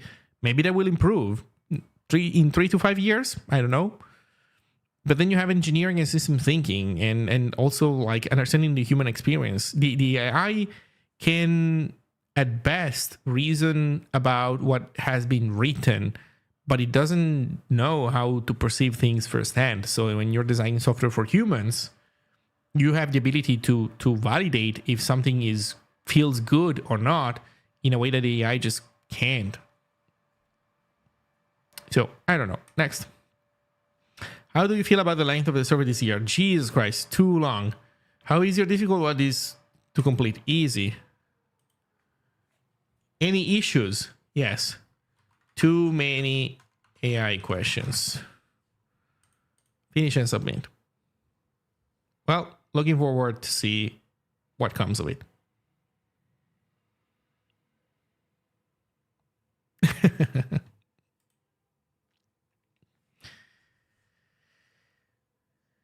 Well, I think this is it for me. It's been fun. We ended up not being able to design the new Zig News, but it's fine. Jokes aside, the chat about how to structure videos for the build system has been very fruitful from my perspective, and I think it will yield a return of investment also for other people once I get to publish these other videos. And yeah, so I have 5 videos ahead of me to work through. We'll see. Well, thank you all, and I guess I'll see you next time. Is there anybody that I should raid? Is there anybody that I should raid? By the way, I haven't been speaking English much in the last few days, and you kinda can tell, maybe. Just Tiger Beetle live.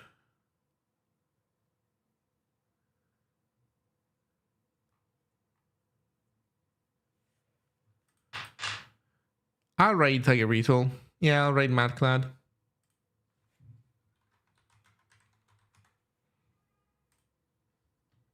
Have fun. Be nice.